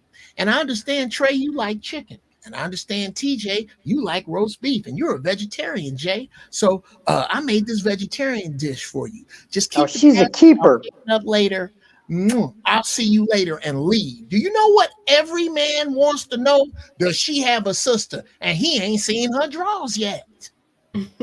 That's a peace model. When you can walk into a situation and leave it more peaceful than you found it. That's what every man, whether he knows it or not, once he figures out that his dick just wants war, once he figures out that there's more to it than that, then that is what can happen if you don't refuse the drink and take it back and give her the Heisman out the gate.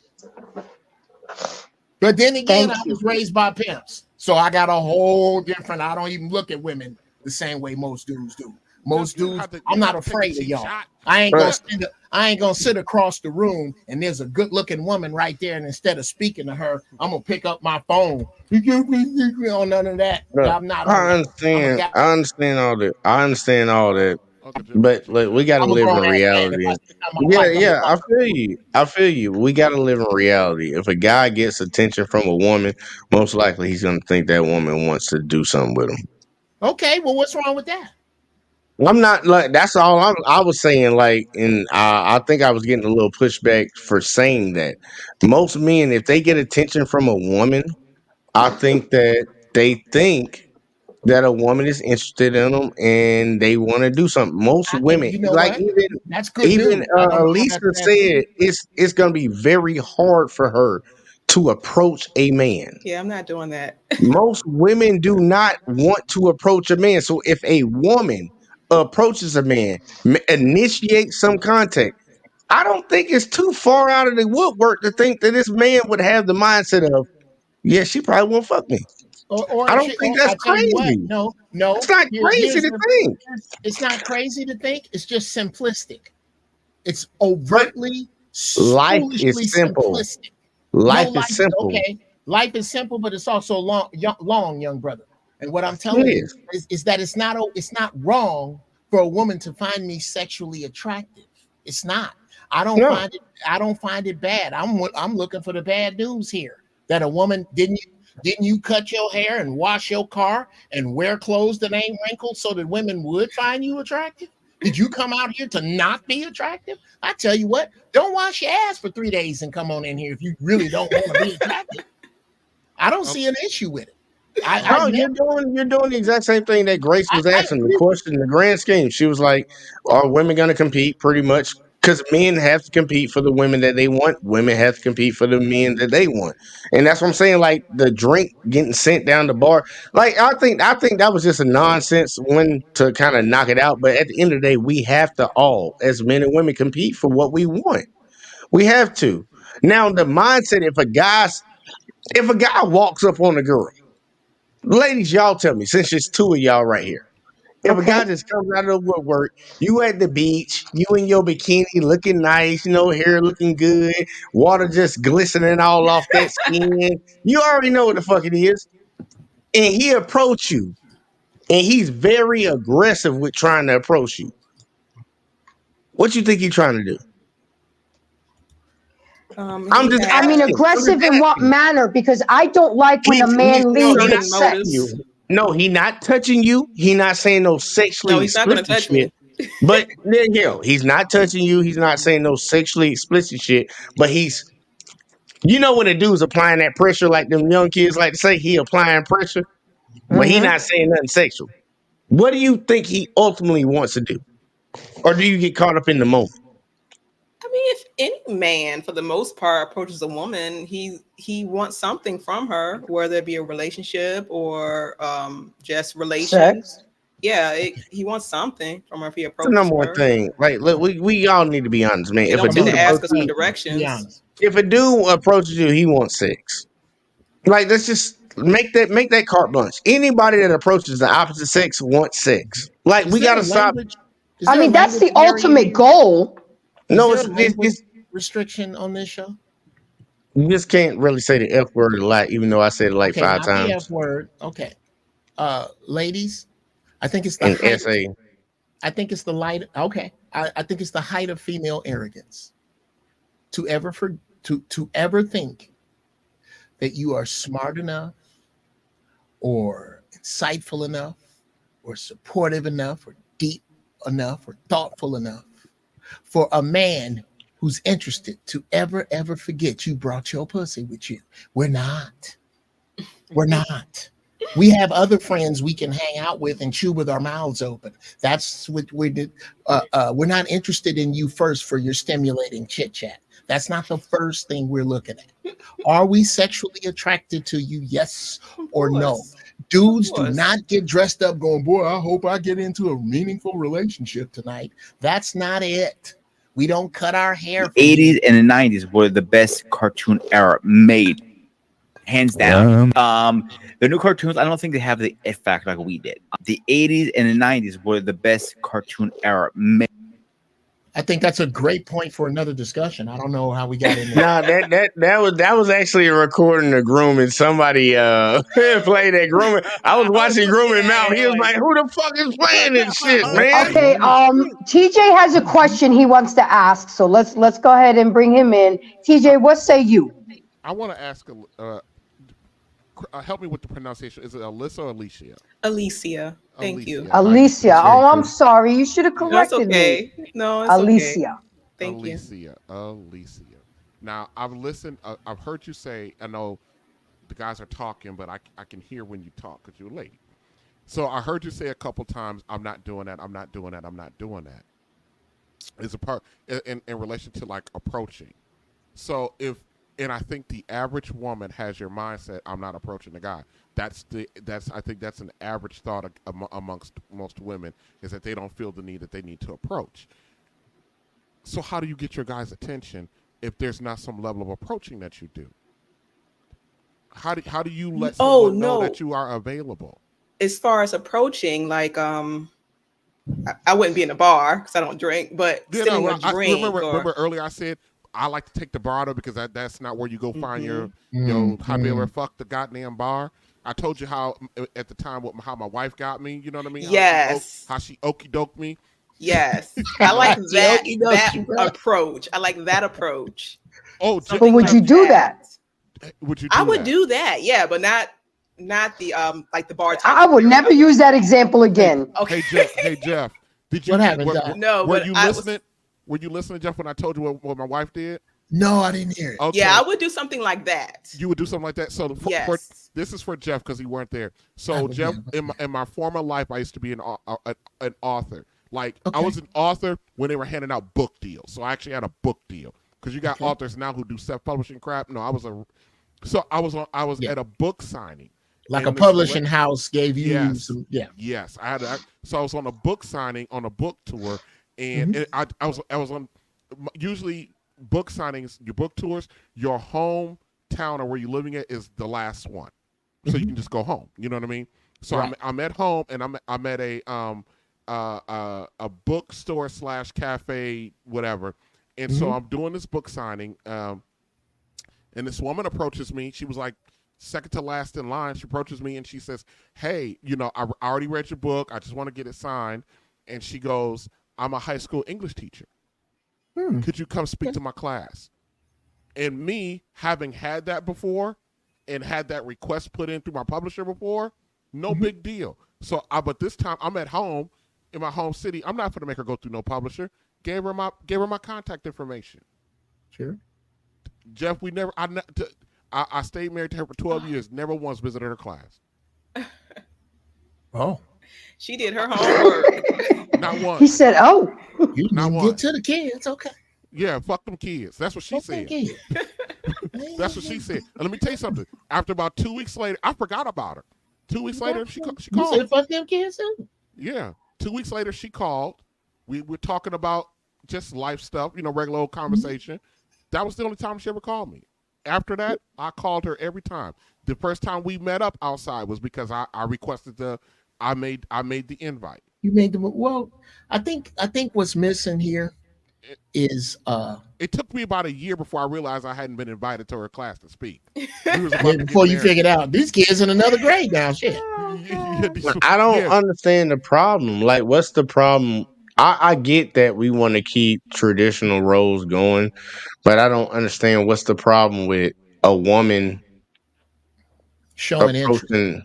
Yeah, like, because I understand back in the day, it was choosing signals. Like the girl, she'll drop something like y'all said before. She'll look at you, or she'll do something, bump into you. Oh, excuse me, stuff like that. But I'm like, in 2024, with all the risks that a lot of dudes are dealing with what we see going on a day-to-day basis, like, I don't get why it's an issue for a woman to initiate something. I'm not saying that's not how she's taught. I think I could explain it. Go ahead, Uncle Jeff. I think I could explain it. It is because, and again, I think the and forgive me, Sister Grace. I'm Black first. I usually speak about Black women because specifically they have a relationship with their men that is unlike any in human history before. We've never seen this before. So I have to say that feminism, which is basically the white woman being upset about not getting her fair share of what her man stole from the Indians, has nothing to do with Black people. But because of what has happened with the feminist movement, if you are not willing to separate yourself as a woman outside of this mental Me Too bullshit, that's all that we see. So until you separate, ladies, your biggest enemy is not bad men or bad women. It is good women who protect and do not separate themselves from the bad women. You have to go out of the way to consecrate yourself so that we understand that we're not dealing with this Me Too bullshit. Now, how you do that is up to you. But what you're dealing with is what you asked for. You asked for equality. Well, now that's what you have. You should have asked for decency, because then I could pay you what you're worth and open your door. But so many of you eschew, you give chivalry the Heisman.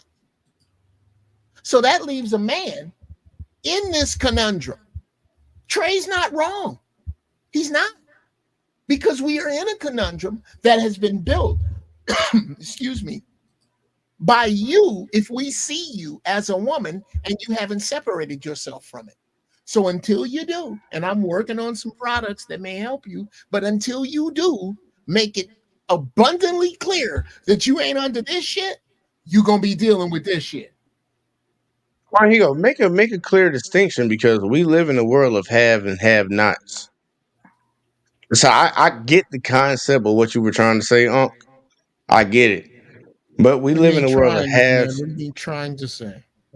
Now, I take kind issue of get the concept. I kind of get the concept. But we live in a world of have and have nots. Those Okay. women that go out there and you see that they're married to the most successful men in the world, Okay. they initiated that. I'm sorry. You're gonna need to back that up with some. That sounds very vague, and that sounds more like trying to say something than what I said. Okay. And Jay, I'll help wait, you out. hold that thought, That's all right. because TJ has to leave in 3 minutes, and he wanted to make an announcement. So let him make the announcement because you guys are gonna deep dive into this.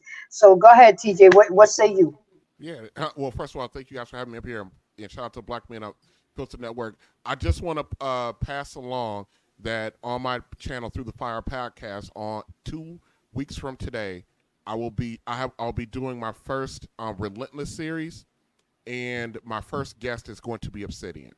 So one of the co-founders of the Black Manosphere. So I just want to make that announcement. 2 Mondays from now, I will be doing my first ever Relentless series on my channel Through the Fire podcast. I think you can still find me under Real Bravado Network. I think you need to search that yet because I haven't gotten in the algorithm yet. And I just want to make that announcement that he's going to be there. It's going to be interesting to have a origin story conversation with Obsidian. So I just wanted to put that out there for those. So go to my channel, subscribe, set a reminder. The thumbnail's already there. Set a reminder for the Relentless series featuring Obsidian in 2 weeks on Through the Fire podcast. Can you put a link in the chat? Yeah, let me see. How do I do that? Yeah, man. I'll send some folks over there, man, to support, man. Yeah, put it in the chat. All right, TJ, we got you, and we'll help you get it out, get the word out there and stuff. But guys, we got to stay focused because I didn't know we was on a time limit, so I want to get the information that I, of course, researched, because I don't just come up here and talk my shit. I do my research and I bring solutions. Yes, I bring forth a lot of the fuckery that we go through, but at the end of the day, I also want solutions because my intent is to unite us all, whether you're black, white, polka dot, Martian, melanated, not melanated, whatever the case may be. We need more I'm selling unity. my shit. Okay, so I'm gonna teach y'all women a little game, and I'm gonna need somebody to drop me a cash app because the game is to be sold, not told. Okay, There's that. so I looked up a article that it says, well, how do you get the man that you want? And I'm just gonna drop a few gems here for y'all. Y'all could drop a few gems for me too, and you guys can agree with it or take it with the men on the panel. You can elaborate on it because I learned from men. If we want to know about men, we got to learn from the men, not these raggedy ass women that don't know shit, that are single, so this is why I think that my knowledge about men is my IQ is very high. I grew up in a 2-parent household. I had nothing but uncles and cousins around me, and I was that one chick that hung out with the dudes, either she was fucking the whole crew or she was with somebody with the crew. You know what I'm saying? I was with somebody with the crew. I wasn't doing the whole crew. But I think that my IQ on men is very high. So let's go over this. Don't look for the right man. Be the right woman. Be the right woman. We have a freaking list of 2,000 things that we want from a man. But before you ask a man something of the list, become the list. Okay? This bullshit that you want 6 feet, 6 figures, 6 abs, when your ass is fat, driving a hoopty, and work at McDonald's. I mean, it's not going to work, ladies. It's really not. It's not. Be confident in yourself, and not just with your pussy, but don't be desperate. Me, I'm from New York. I know you guys say it's masculine, but if I see a guy that I want at the grocery store, at the post office, I'm going to find a way to get some comment. I'm not going to lead with sex because I don't dress sexual. I'm not going to lead with vulgarity. I'm not going to lead with money. I'm going to lead with conversation. Sure. And then once I see that he's interested, I pass him the baton. I done my part. I let you know that I'm interested. Now it's up to you. Because with men, if you ladies didn't know, they don't like to be rejected, and they don't want to go through the humiliation of rejection. And we don't teach our young boys about rejection. So sometimes they'll see a girl that they want to talk to, but because just that fear of rejection and humiliation, they'll miss out on the best girl ever. So sometimes it is up to us to smile at them. Let them know that we're interested. And I bet you that man will walk up to you right away. Take care of yourself. Physically, mentally, emotionally, spiritually, financially, and sexually. Take care of that goddamn vagina. I don't know if you guys believe in energy transfer, DNA imprints, but you cannot go around sleeping with 5, 6 different men and not expect to take on these men's characteristics and think that that's okay. I mean, save yourself for the one that you really want. Get you a rose, get you a pack of batteries, and deal with pussy discipline. Okay? And wait, hold out on the guy that you want. Because I see these young women, they dress half naked. They talking about they eat box and they do that. I mean, what's better? Me approaching a guy with conversation or dressing half naked talking about I want to eat your body? I mean, I don't get it. Maybe because I'm old school. I'm 49 years old. We were a little bit more discreet back then. We were freaks back then. We were playing 7 Minutes in Heaven and Spin the Bottle and all that bullshit. But we were a little bit more discreet with it than how it is today. There's no mystery. These hoes ain't loyal. You gotta find somebody. I mean, you give a man no, and they're not intrigued because you're wearing the lingerie out in the streets. What is there left to wear in the bedroom? I'm just saying. I mean, you men can stop me at any time. Nothing. That's what I'm wearing in the bedroom. Quietly let him know you're interested. I may not be so quiet with it because I don't know when I'm ever going to see this man again. So I'm a hollow. Okay. The only thing you're going to tell me is no. And most of the time I haven't been rejected, you know, and a guy will gracefully let me down because he's not into chubby girls. And he's like, you're just not my type. Okay, no problem. Keep it moving. I got my drink. And here it is. A lot of guys are chicken. Their fear of rejection. They haven't been taught to deal with rejection, so they won't risk humiliation.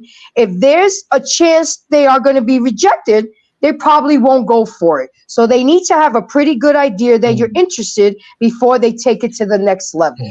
There's nothing wrong with letting a man know because you're making it easier for him. Men, and I'm putting it out here for women. You want because if you won't do it, I will. And then y'all gonna get mad that I'm with your black men because I did what I had to do to get him and you didn't. And then you're gonna call me a black woman basher and that I'm racist and I'm all of that. Don't get mad, get a cape on and get super mad because I'm gonna get the man that I want. Period. Go ahead, Unc. What you got to say? First, what? And I'm gonna guess you either from Brooklyn or the Bronx. I got I'm half of me is from the Bronx, the other half is from the Queens. Okay, and you Puerto Rican? No, I'm Dominican Sicilian. Dominican Sicilian. Okay, both the Moors invaded Sicily. Dominican is a boat stop, as is Puerto Rico. Puerto Rico, the phrase comes from the breakdown of the phrase is port of riches. That riches was from the sale of slaves. So let's kill all this with Puerto Rican women are taking your black men. No, they're not. You haven't been to Puerto Rico or the Dominican Republic. There's some brothers over there dark as Idris Elba. Anyway, the only thing I gotta give a little pushback on is the men and rejection. Any man that can't take rejection from a woman, too fucking bad. Exactly. Too fucking But bad. they taking it to the extreme. They killing girls. Oh, please, this Grace. is what You're using a small amount of encounters. yeah, that's just yeah. That's not That an can't take evidence. rejection ain't been rejected enough. Yeah, That's the problem. It's just, that's the thank you. That's okay. There are 500 reasons a woman won't dance with you that ain't she's a bitch. This ain't her song. You look too much like her cousin. You look too much like the nigga that cheated on her best friend. Her feet hurt. There's 100 reasons. Take the fucking no on the chin, get the sand out your pussy, and get it moving, dude. Exactly. That's one. That's one. Number two, in a little, and I'm really most of what you said, I'm like 92% in there. Okay. I'm 92% with you. The other 8 is just, I don't think that a woman necessarily has to full, and I'm not saying that's what you do, full court press a man. You don't. I think what you said about being approachable and kind, how about getting to know him as a human being? How about let's figure out what kind of human beings we are? The content of their character. Any two that's been watered down with the Dr. King shit. That's why I don't go there. Any two mammals can fuck. Okay? When we get naked, your stomach ain't flat, my dick ain't 10 inches long. Where are we now? We're at the point of honesty. And that's what sex is supposed to be about. Honesty. Be kind, be honest, and be peaceful, ladies. Put your dukes down. Stop looking to fight. Can we just be nice? You're absolutely right. And I'll say this, I'll land the plane. This you attract what you are is also bullshit. If you cute, you attract everything. What did you pick?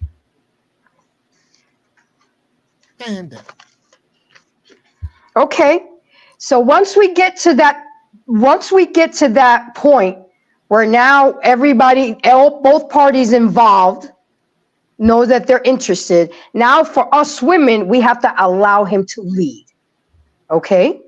Respect is a man's greatest emotional need and is hold on, let me finish. Well, your verbiage is a little off. Allow? I don't think so at all.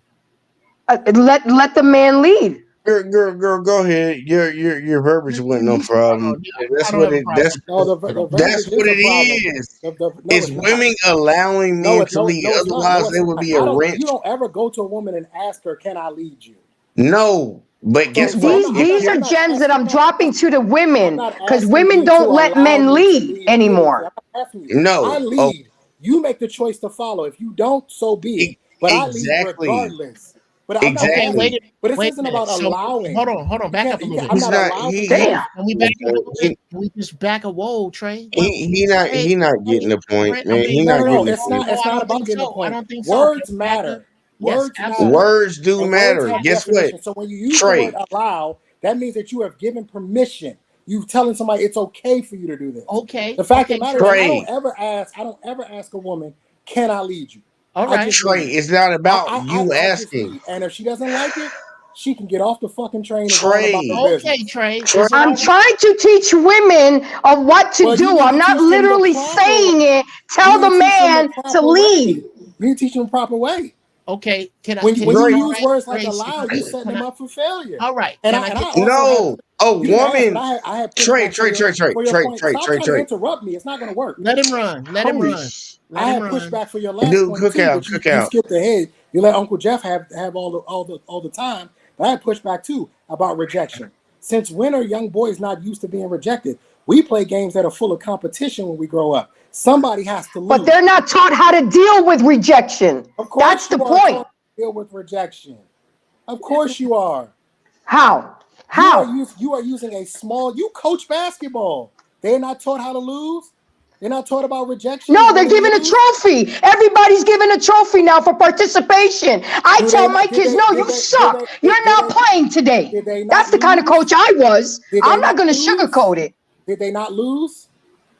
Who? Me? I coached the participation trophy kids too, and they still lost. And when they lost, they cried because they lost, regardless of the trophies that they got.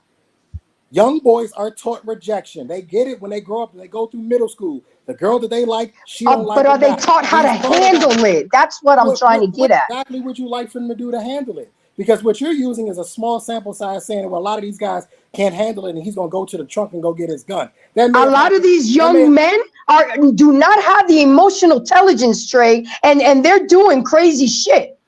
And you've heard of it. Millions of women get hollered at every day. Millions. How many cases end with the woman getting murdered at the end of the day, or her getting physically assaulted by the man? How many cases? Few. Very few. Grayson said a lot of things that I would disagree with, but Trey, I don't know why you taking it to the place that you taking it to. Like it's not even that. It's not even that because deep. Words have meaning, and for you people that always want to give advice to somebody, what you say matters. Yes, black people. Yes, I use the words "you people." Yes. Yeah, look, because if you're going to advocate and you're going to give advice, it needs to be good advice. When it's my turn. Okay, well, guess what, Trey? I'm gonna give you some great advice. Guess what? The word "allow" is not a crazy word to say when a woman says, "I allow him to lead," because she has to be willful to follow. So she allowed him to lead by pushing back, taking back on what she's actually doing. You want to say it's crazy to say allow? A lot of women say, "I allow him to lead me," because they do. The They're not saying that they are stopping. No, hold on. I'm going to read you the definition of allow. Hold up, real quick, Trey, before you read. Okay. To do something. That's the definition of allow. Okay, guess what? She gave that man the permission to lead her. Men should not be asking for permission. I never said that. These are notes that I have to tell women, allow the man to lead. You're taking it too literally. No. He's crazy as hell because a man. Okay, here. Trey. Okay, let's move on, guys. Let's move on. I'm not doing this. Grace, I'm gonna kill it real quick. Grace, I'm gonna kill it real quick right here. Trey, I want you to understand how. I don't need to understand anything. I'm good. No. I'm about to kill it. Okay, just mute Trey real quick, because I'm gonna say it. I'm gonna say it regardless. Okay, guess what? When a man asks a woman to marry him, hey, will you be my wife? He's asking her to follow him. He's asking her to let him lead. He's asking her to confide in him about being the leader in that wherever their lifestyle is going to go. That's a man asking a woman. What are you talking about? And that's exactly why marriage is trash. Because men should not be asking women. I'm pretty sure that nigga ain't married. No, and never, bruh, can you read? It says the lifetime bachelor. It says it right there in front of you. Hey, good luck with that. I know. Words don't have definitions. Good luck with that. Good luck with that. Okay, guys, time out. Let's just move on. Let's move on. Please. Good luck with that. Let's move on. Okay. So let me continue. No, nigga, you tripping because you don't know the definition of words. I'm sorry. Can anybody hear me? Yeah. Allow. You have Anissa on audio as well as Trucker Yale. Embrace. Okay, so Anissa, what say you? Let's get some fresh perspectives here. Anissa, what say you? I want you to go ahead and finish your list. I already know two things I'm a push back on, but go ahead and finish your list and then I'll comment. Okay, let's go through the list and then we'll push back. So, like I was saying, respect is a man's greatest emotional need. It is what a man needs most to see in a woman for long-term relationships. Men love hearing, another thing, admire your men. They love hearing that you admire them. They love knowing that the woman admires them. You have to have a unique ability to speak life into your man. Doing so would touch his heart in a very deep way. These are things that I'm trying to drop for women who are seriously competing for the man that they want. Cursing your man out, belittling him, dehumanizing him, it's not the way to go. When was the last time one of y'all smiled to a man? When was the last time you told your man that you were proud of him, that you were grateful for him, that you appreciated him? Believe it or not, the most important words to win a man's heart is not "I love you," it's "thank you." They want to feel appreciated. They want to feel needed. But do we do that to our men and for our men? Honestly, thank him for the things that he does. I know a lot of you ladies think that this is acting soft and desperate and pick me, but at the end of the day, isn't that the fucking ultimate goal, is to get picked and to get married? It's hilarious to me when people call me a pick me, but I always got a man and you single. I've been married 12 years. You never been married. So I must have been doing something right. Not perfect. I've made my mistakes. And these are just things that I'm trying to let women know, guys, that y'all taking shit too far. I mean, I'm just trying to show other ways of how women can compete with men to get the man that they want, because you're competing with me. Okay? The next chick is competing with me. And if I cook and I clean and I only got one son, I'm a better commodity than the next chick who's not willing to cook, who's not willing to clean, got 3 kids from 3 different men. I mean, it's easier to say who's the better pick. Grace, but come on now. We all compete, and that's the grand. We all are. We all are. Yeah, but I'm just trying to show game to some women on how to do better to get the man that they want. Again, we can get men. It's very easy for women to get men, but do we get the men that we want? And then on top of it, do we keep the man that we want? Because that's when the real work begins. Yeah. My mama always used to tell me, never have your man come home you looking like shit. Always look right. Always be clean. Always be fresh. Leave the house clean. Have his meal ready. Have the clothes done. That's what I was taught, and that's what I saw all my life. Not just from my mama, from my aunties, from my grandma, from both sides of the family, Italian and Dominican, and even all my other black friends that I hung out with, since, I'm not black enough. I mean, come on. It's what you're taught, is what you learn, and what you're modeled. But that doesn't mean we can't learn to do better so we can be better. That's all I'm trying to put out here, guys. You guys are tearing this shit apart, and this is really for the women, and you guys are just like taking over the whole goddamn show. Well, Grace, I'll tell you this. This is what happens when. No, here. Let me say this real quick, Grooming, and then you got it, man. Look, this is what happened when we have men that come in and compete, and we nod heads on like different ideas or how we feel about certain things. And it's perfectly fine to have different views on stuff, but when it comes down to it, what's the grand scheme? What's the ultimate goal of where we're trying to get to? And I might have came in and caused some little division, and I'm sorry for that. But I'm literally saying, like, men and women both have to compete for each other. We have to, regardless of how you feel about it. And I think that's how it is. And I believe certain things signify certain things. Now, if that's disagreed on the other side, man, by all means disagree. But it's not going to change reality, because I try my best to operate in reality, not how I feel about shit. So Grooming, you go next, and then I got Anissa that she's still on standby. And my queen on the panel, if you have something to say, just raise your hand up, because I gotta be an air traffic controller here now. So go ahead, Grooming, and then Anissa, it's up to you. You said at one point we don't think, women don't think they're men. I think that's 100% right, because if we realize you guys appreciate what we do for you guys, and it goes both ways. It goes for you women too, of course.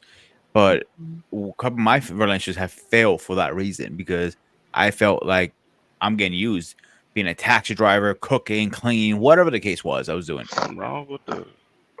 But if she just looked at me like, I actually thank you for doing that. Let's or whatever, however she wanted to express, she doesn't have to say thank you. Some shape or way or form saying you as a woman appreciate your man.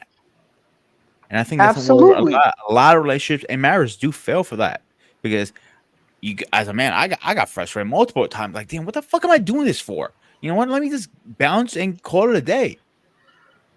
But as dumb as I stuck around because I don't give up easily on anything.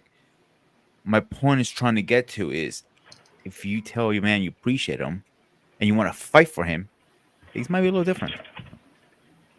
Absolutely. You guys, I am one not.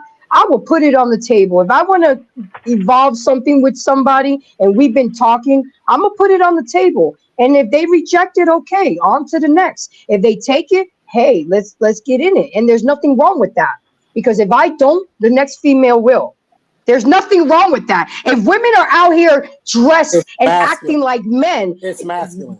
Okay, let it be masculine, but isn't it not? That's the problem. See, every time I say that something's masculine, your response is, well, let it be. That's the issue. We have too many women running around wanting to be masculine. That is the problem. Wait. How's that masculine? Women should not be approaching men. We're in 2024. There's women asking men to get married. Embrace. Hold on, Embrace. Hold on. Wait. Let me ask. Wait. Hold on. Embrace, I don't know that if y'all was can my hear me. I'm pushback sorry. for you. Can y'all hear Okay, me? baby. Yeah, we can hear you. But wait, Anissa Okay, got to I'm go sorry. first. Oh, wait, let Anissa go first. Anissa, go ahead, baby. Yeah, that was the only pushback that I really had for you, because you said something earlier about how women need to make it easier for men. I absolutely do not think we need to make it easier for men. You're looking for Why a not? leader. Listen. You're looking for a leader, a protector, a provider. You're looking for all of that in a man. You do not have to make it easy for him to approach you. If that Okay, man we wants can you, agree to if that disagree, and that's listen, why if there's a that lot of we can women agree to single. disagree, but you're Crazy. single. But you're That's single as well. If she's a not Wait, man, if single. a man She's not Anissa. wants, single. Wait, wait a minute, Anissa. Embrace. I I'm am not not finished. single. Are you I am She's not married? not single. single. I'm sorry. You Are see, you you married? just jump into conclusions about my life. I am No, not are you single. married? No, I'm That's not what I married. meant. That's And what you're I meant. You're single. single. You're single. This is my Oh boy. Let's be real. Like we Okay. ain't got to Yep. do those little shots right want there. you that It's We like, don't why wants do we have have to to women. do those You don't have personalize to shots. make everything? it easier No, for like that man Anissa, or to whatever chase her name after you. is. You don't. What's her name? Anissa, have you ever been married? Yep, I sure have. I told you Okay, so that. you're a divorcee, just like Yep. me. Yeah, you're single. I'm single. If you're not married, you're single. That's what single means. And you're Oh right. well, I she's agree in a with you. relationship. Okay, I'm well not she's saying in a you're relationship. not She's not dating or single. something like that, but unless you are married, you are a single woman. That's all I meant with You're that. you're That's absolutely fucking right. crazy, If I man. had to All I fill out an meant. application, I would have to put that I'm single. You're absolutely right. That's all I'm saying, Grace. I'm not throwing shots Nah, at you or anything. nah. You But said a lot more it than has that. just been my experience, and I'm just speaking from personal experience. If a man Girl, is intentional about you and he wants you, you don't have to help him do that. you crazy as hell. I'm just You Girl, don't talking have to about do the that. Wait. initial approach. That's You all don't no, I'm have to do talking that. about. You no. don't have to do She that. come from the generation why she don't got a man still because she don't want to put forth no effort to get the man. I don't have to chase a man to get him. Okay, well I guess don't what? have That's to Guess not do what? all You that. stay chasing. by yourself. It You is don't have to Yo. do chasing. that. Yourself. It You Stay by don't absolutely is have to. yourself. chasing. You That's why don't you have still to by do yourself. that. That's why Yo. you still by yourself. Okay, let's move on to Listen. Trucker Listen. But Yale. Embrace is Man, by herself, and she's the she aggressor. has She's a, a man. oh my God! Everybody has a man. Oh, Okay. Everybody got you Listen. must something. got a couple of them. You just letting Everybody anybody, got Dick and Tom and something. Harry, come around All today. right, let's go to Trucker Everybody got Yale. What you something, talking about? and I don't Okay. chase none of them. I got a few Man, Okay. of them, look, but I man, don't chase look, none of them. I don't That's cool. like Listen. talking to people. I don't like talking to people who I can't see their Listen. face. Yo. Damn Listen. why? Y'all gotta stop trying to change women to something they not. All right. If they're not a wife, they're not a wife. If they whatever it is, they whatever it is. Okay. Y'all trying to force individuals to be something they not, which really is catastrophic. So okay. Outside of that, how you doing, Embrace? How everybody I'm doing? How good. y'all How are doing? you, Trucker Yale? I'm I good. mean, I had my You glass know. of wine. I already knew this shit was gonna pop off, Who so was it's all trying to good. force So somebody to be something that they're not? okay, first off, okay, she said, okay. Let me start with the two fellas first. Yo, first off, there's nothing wrong, okay, with a woman actually approaching a guy. If anything, that's actually more. That's actually very attractive because that let me know that that woman know exactly what she want. instead of second guessing and all the other bullshit. Now, two, I'm sorry, that's not masculine. I don't understand where that masculine part comes from, right? And then the main reason I came up here, yo, you supposed to move as a man regardless, whether she lets you or not, right? But it's her decision if she's going to follow. Okay, when they say allow, okay, they mean relinquish. Okay, you can't That's force not what it nobody. means. Hold That's on, not what the they word can't. means. You guys are making. Yo, You my guys are God, literally making a definition. Let him talk. Let him finish. I'm yo, not my gonna let him nigga, spew incorrect yo, information. I've The been. word allow does not mean relinquish. Okay, all right, bro, come on, bro. Hold on, are you married? Are you married? I will You have a never get family? married. Why do y'all? Hold on, let me ask you a question. Okay, Why then is marriage stay. just Hold on, plateau? Like if you're no. not married, you Why? haven't done anything in Okay, life. no, it It's is. not that fucking difficult to go Listen. downtown to a courthouse and It sign is some that. fucking papers and say, "Oh, we're married." Yo, Like you haven't done anything special. Dude. Special. To his point, man, allow to give permission. That's what the women are doing. Listen, I'm not asking for her to None. Okay, so first off, if she don't follow, okay, if she don't respect you as a man, okay, you ain't asking, all right? That's just one point. Why the fuck would you be asking as a man? So if she not respecting you as a man and she always giving you pushback, don't force her. Move the fuck on and find a woman that's gonna appreciate and respect you regardless. That's what I'm talking about. Y'all trying to force women, all this other goofy bullshit, to literally, you know what I'm saying? Like, let y'all lead. Like, yo, no, you don't do that. Stop wasting time, because time is priceless. If she don't respect you as a man, okay, stop trying to force that woman to allow you to lead. If you find a chick that says, well, I'm allowing you to lead, that's a red flag. Move the fuck on. No, look, That's I what I'm agree talking with That's about, you. all bro. I was trying to say. Look, I agree That's with what I'm you. saying.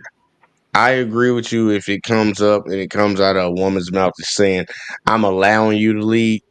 That's one thing. But any woman getting in line with what a man is already doing, she is relinquishing a little bit of her own autonomy. And she's allowing the man because she's not being a barrier in between what you're trying to do and where you're trying to take them to. She's allowing this process to take place. She's allowing that because just like he go, guess what? You work for a company. Let's say you work for McDonald's and you on the burger line and they yell out Big Mac. And you just decide that you're not going to allow a Big Mac to go out. So you just don't do it. Or you do allow a Big Mac to go out and you make it. Okay, Like let me you ask you. Let me get ask caught you. up on the word. He's getting caught up on the word. I know you not. No. Because I get your point. Okay. And I agree with your point. Let me ask y'all something. What's the end goal to all of this? It's family, End right? goal is to see men and women together. My end goal. That's my Men and end goal. women Family together. unit. Hold on. What is the end goal? Like, what's the ultimate end goal? Because it seems like a lot of people move based in fear and all this other bullshit. So outside of that, what is the actual end goal? It's family, right? Men and women Strengthening together, family, nuclear families that can build strengthening the black societies. community. Okay, the community, right? So why is people out here? Listen, y'all wasting time going back and forth trying to do this, force people to be something they not. Yo, rock with the ones that want the family at the end of the day. Not just Exactly. women and kids. Grace.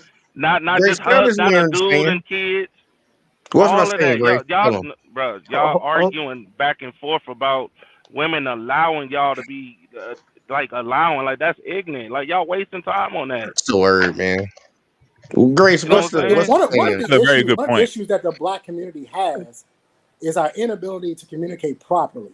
And one of the reasons why we cannot communicate properly is because everybody is making up definitions and to words that have a definition. And so if you're saying one thing, Grace is saying one thing, and I perceive it to be what it actually means, but she means it to be something else, we are ineffectively communicating.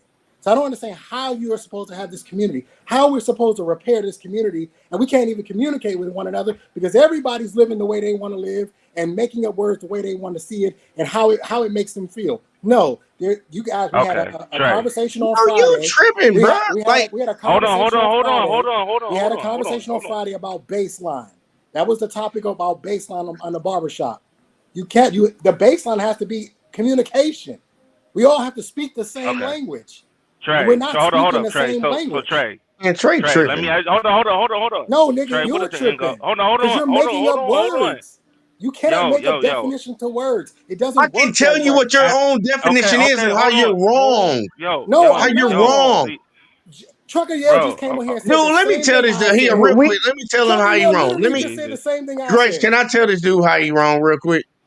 Can we hurry up? Because I want to move on from this. I'm gonna speed it up. I'll say it real quick. Like your definition, you're stuck on the word allow. That means for somebody to give permission. For somebody to give permission. If I didn't ask for it. That's the point. Every person has. When a woman takes a man's hand in marriage, she's giving him permission to lead her life. What are you talking about? You ain't never been married. That's why you saying what you saying. Because you ain't never had no responsibility of nobody else in your life. You don't understand what dude, you said you have never been married. Hold on. You said you have said yourself just on this live stream. He's never been married. And he will never be married. Right? No. What do you Am I right, everybody? What do you consider responsibility of somebody else's life? A man has to protect over his wife and his children. I have children. So you just out here having sex irresponsibly. Marriage is bullshit. What part of that don't you understand? No, it's bullshit in your goddamn. No, it's bullshit in your life. No. And you want to talk about? Look, y'all. Look, he want to talk about helping the black community. No, I want you to hear this. No, check game, Grace. Grace, can I get some mute? Can I get some mute? You guys, what? Can we have one mic? Can I get some mute real quick? Trey is over here talking about we need to figure out what the solution is to help the black community, and he's over here helping destroy it. I never said that. You putting words in my mouth. I never. No, you know said the solution that to the black community. You said it ain't no fucking families. No. It ain't no fucking families. Families are not going to fix this community because the women are fucked up. And in order for you to have you would have to fix the women first, and nobody has the fucking answer for the women. So until you fix the women, hey, look, can I please get a second, Trey? Trey, so that means then your daughter. Then what do you say? What's left to say about your daughter, Trey? Because she's going to grow up to be a woman. I will encourage my daughter to date outside. I've already said that. She doesn't have to be with a black man to have a family. Y'all don't want stuck on this race loyalty bullshit. No, man, no. Well, I never said that. I'm talking all across the board. You want a good man. And I just killed Trey's argument real quick. Hold on. She doesn't have to be stuck if you have this, if you have this fucking belief, if you have this belief, then why the fuck are you on here in the first place? If you got this ideology. If you really believe in this motherfucking shit that you talking about, then why the fuck you up here talking this shit? Because the topic was about competition. No, it's not no fucking competition when it comes to fucking family, my nigga. Yo, what you talking? Yo, first sir, you're talking about you're fucking talking about niggas marriage is this, that, and that. What the fuck are you talking about? Is the topic competition or not? The topic is if you want a good man, your ass got to compete. Thank you. That's why I'm here. That has nothing to do with but you're not talking about the women, Trey. You're not talking about the women. So let me get this right. So that's what you came up here to do. No, you married. No, hold up. That's what you came up here to do. Is to literally tell motherfuckers not to live their life and get married, and men are not going to do it. We're not falling for that shit. Y'all motherfuckers are fat and miserable and upset. Trey. Black man, can you mute goddamn shit, man? Goddamn. Mute the whole damn shit, man, because this is crazy, bro. No. First off, man, bro, I'm gonna keep it a buck. That's some weak ass shit as a fucking grown ass man. Yo, if you got a problem with marriage, nigga, then get your bitch ass off this goddamn thing. Like, that don't make any sense, my nigga. No, it don't. No, this isn't about marriage. But that's the fucking That's what the problem is now.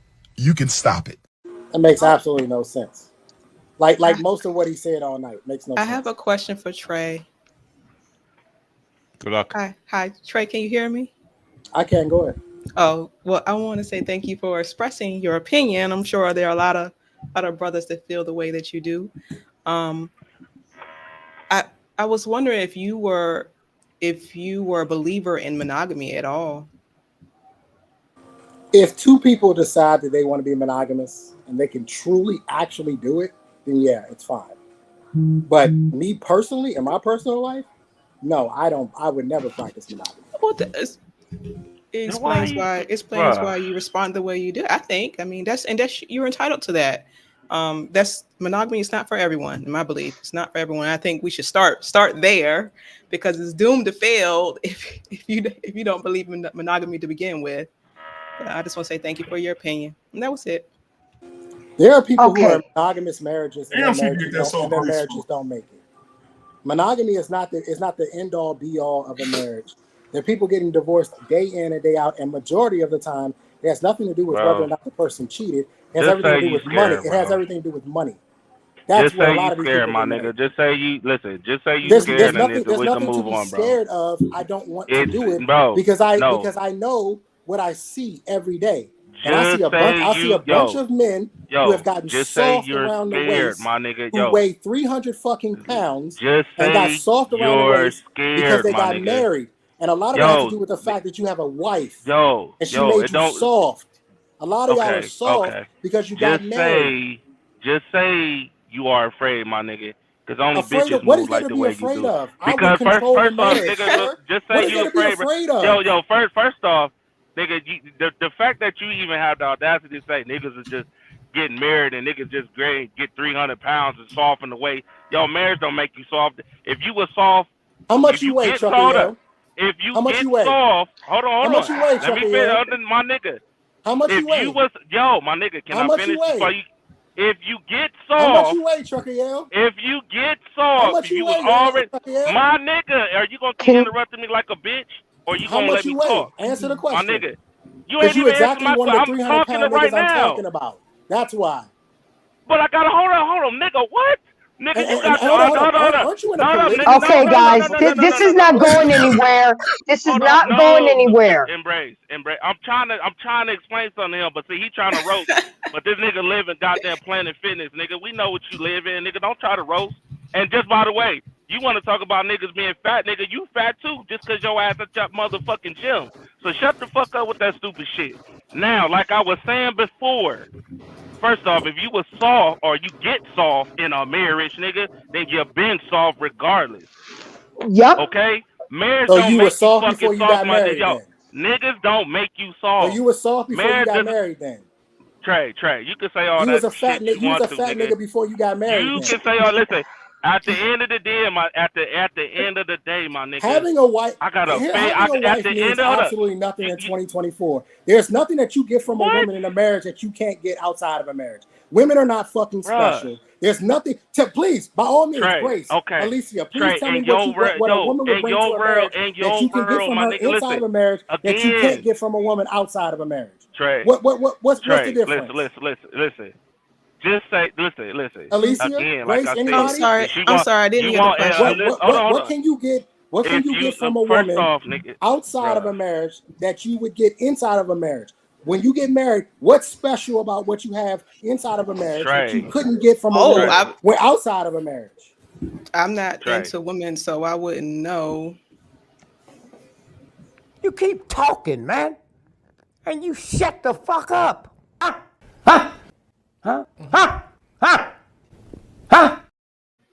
Okay, can we allow JT to speak now? He just came on the panel. I know he has something to say. So JT, you have the floor. Say what you say. I got my drink in my two-step. I want to know what the subject was originally. The subject is if you want a good man, your ass got to compete. And I was just trying to drop gems to the ladies on how we can do better to get the man that we want. That's it. Show an example. Do we have another video, BMU? Maybe we can get back on track with another video. I think I sent you 4 of them. Do you have another video, sir? When my man says that he wants to see other people, what do you want, baby? Huh? You want an Asian woman? Because whatever you like, I do for you. If you want your nail done, I do for you too. Huh? What you want? You want to go to Africa? You want to get your African woman, huh? Because I know you are not going to leave me. Eh? All of this, you are going to go overseas and get something that's not good like this, eh? I don't think you can find anything better than what you have here, eh? Huh? What you want, baby, huh? You gonna fly to London and get you one of them Bridgerton girls, huh? Because do you not know that I love you? I'll give you all of the world if you only promise to love me for all of my life. Bottom line, you ain't getting rid of me. That was awesome. That's what's up, man.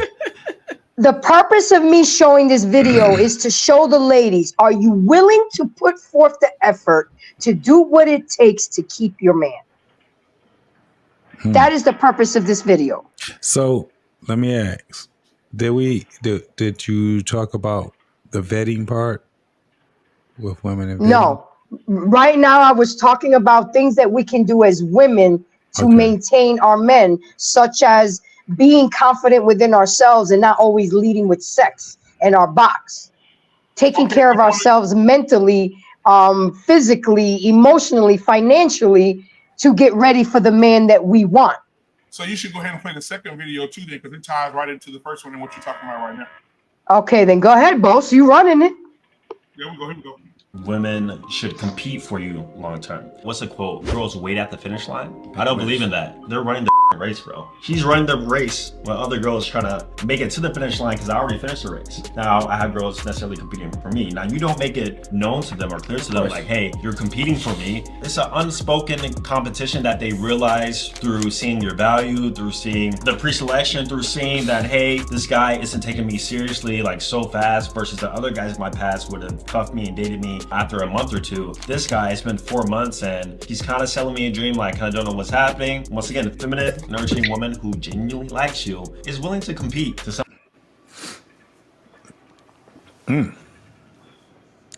Are women willing to do that? That's the question, gentlemen. Go ahead, JT. Start it off.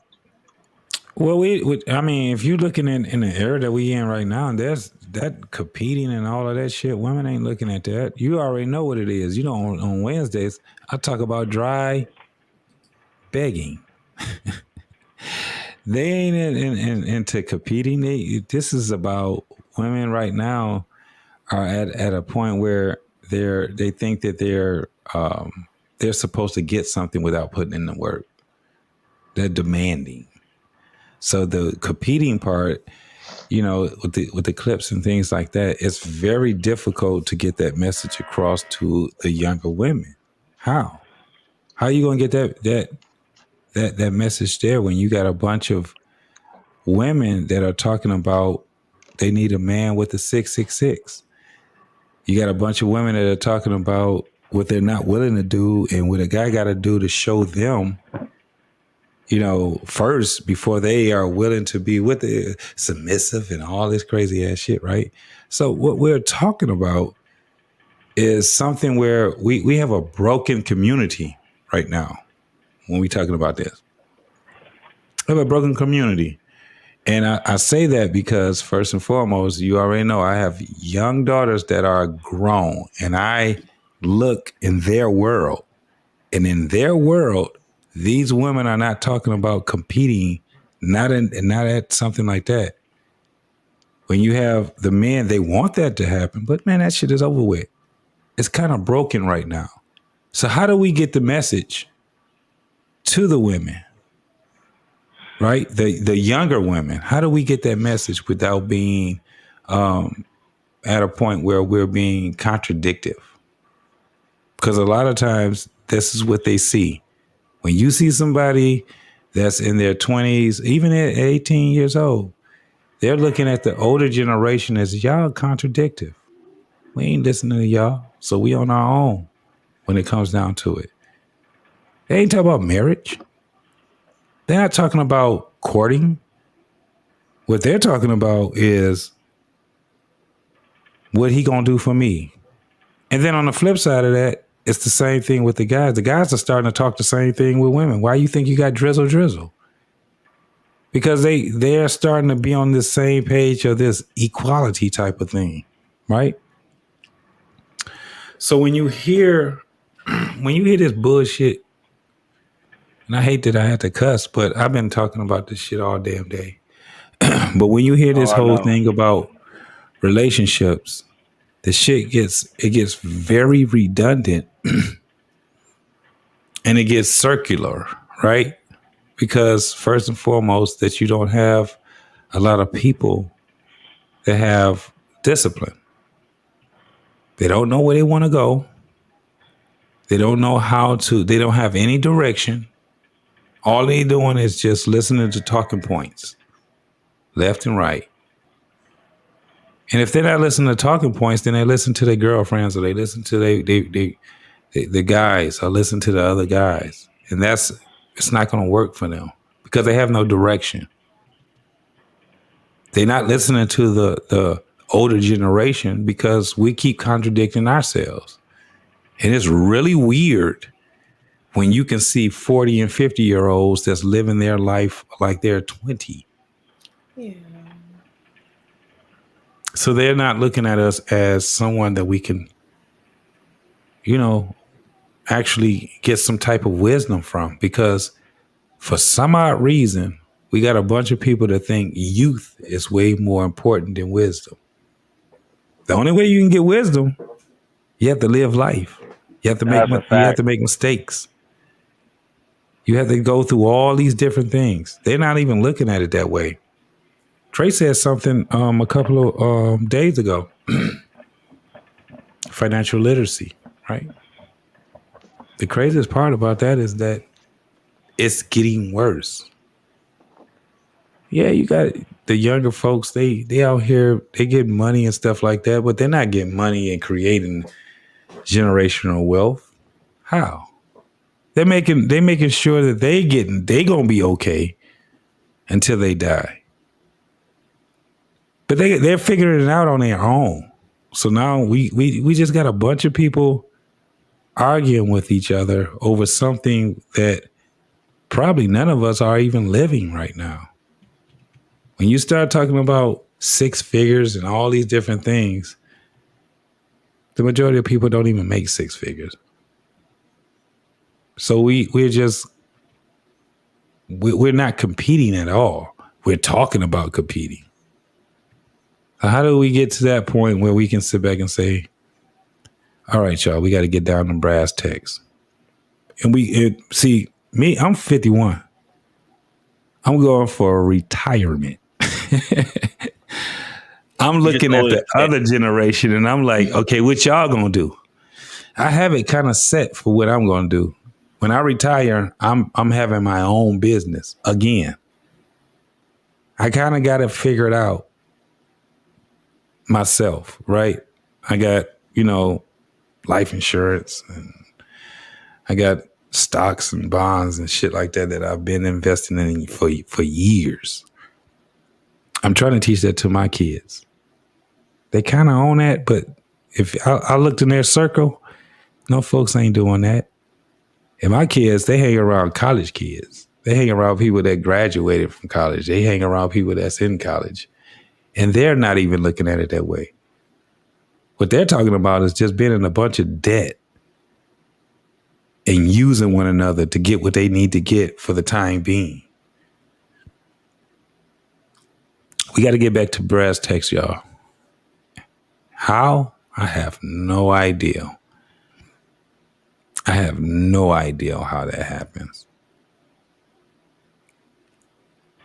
I think people need to start moving in bad faith. That got to be the first part. Second, you know what I'm saying? Whatever traumas you had before, you need to let it go. You need to let it go. And this is specifically to women. Is it simple? Is it simple like that, Trucker? Is it simple to just let it go?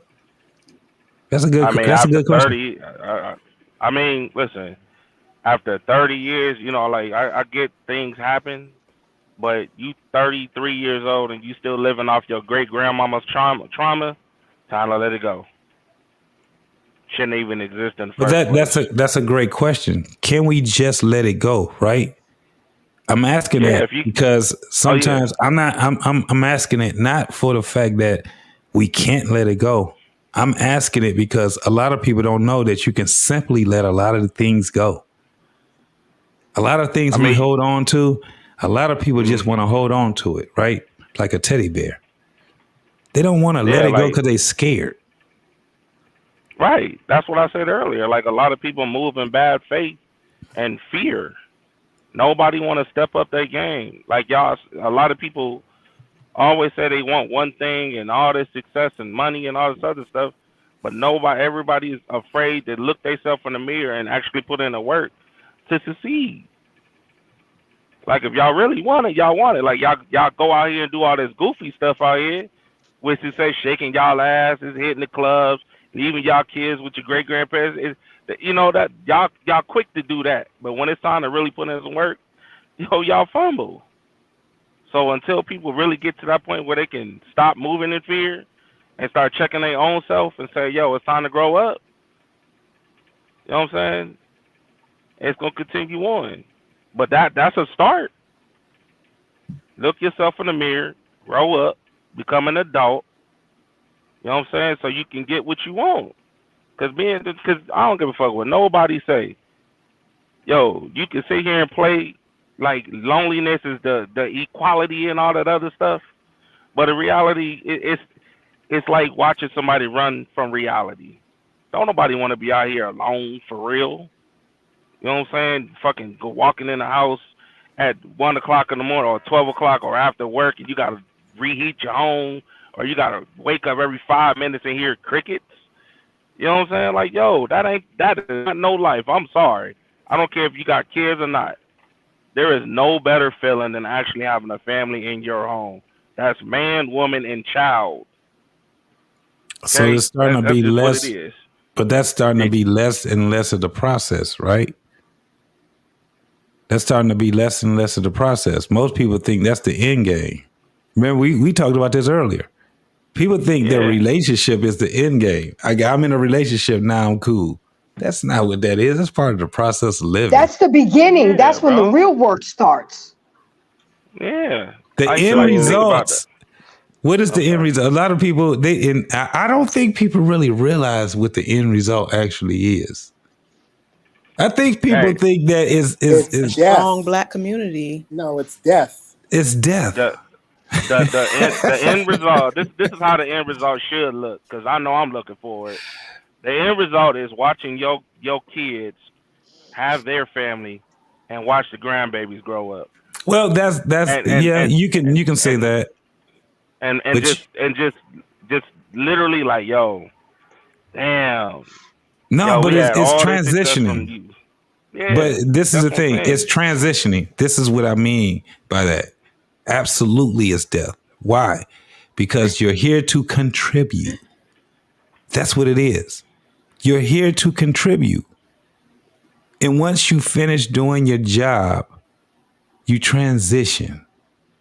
And when you transition, guess what's supposed to have happened? You already had passed it off and handed it off to the next generation.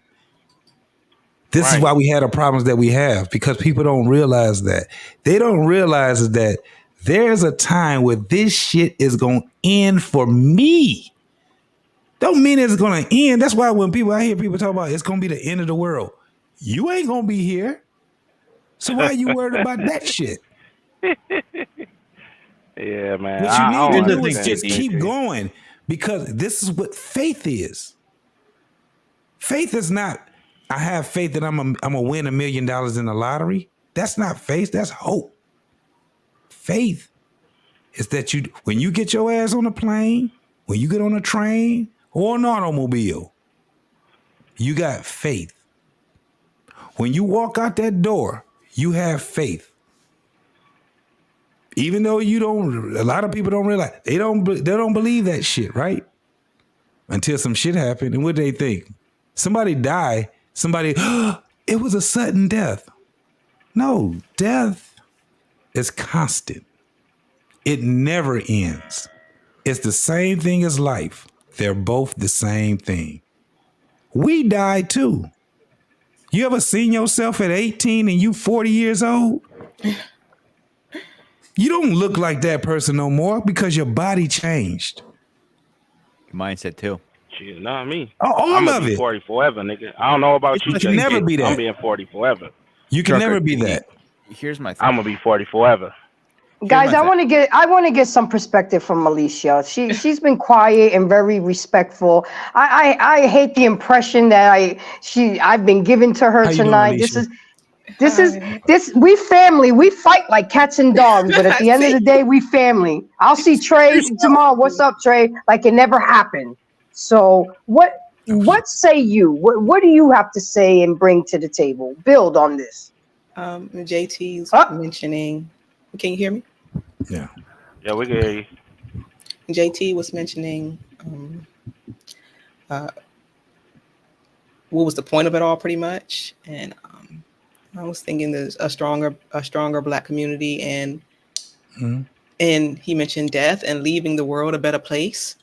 You know, leaving the world better than it was when you pass, whether that be with your family or overall. I mean, with your family, it should be overall. Well, I would like it to be. I would hope it would be.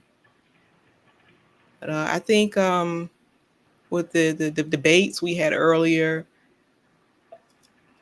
we can't deny that there is this powerful in power in both energies, the masculine and the feminine energy. But there's a place for both. There's a place for both. And I think if we understand that and respect that, it would make it a little easier for us to unite. That's it pretty much. Yeah, that's good. Okay, that's good. That's good. Joshua, welcome. I've never personally met you, but I've heard you, and I like a lot of the things that you have to say. I know you've been here. You've been in the chat since the beginning. What say you? What can you? I mean, I was simply just trying to drop some gems on women, and teach them how we need to accept the fact that we have to compete for men. Because at the end of the day, I know a lot of women think that they're the prize, but unfortunately, I'm here to tell you that men are the prize. Men are the prize. I've only been married like 6 years, so I'm kind of like I consider myself to be kind of like very incompetent in this area. But the idea here is a little bit larger than the concept of just explaining to women how to, one, get a man and keep a man. It's also kind of included in here as to teaching, or mothers teaching their daughters how to behave within society. And then some jerk comes up here and picks out a word and decides like, oh, I'm not going to have it. Yeah, Trey, I'm up here for you. But anyways, no, I think the message or what you're trying to do, I actually I fully support it. I'm sorry it got derailed. You just keep doing what you're doing. You're doing fine. Thank you. Can I address the video?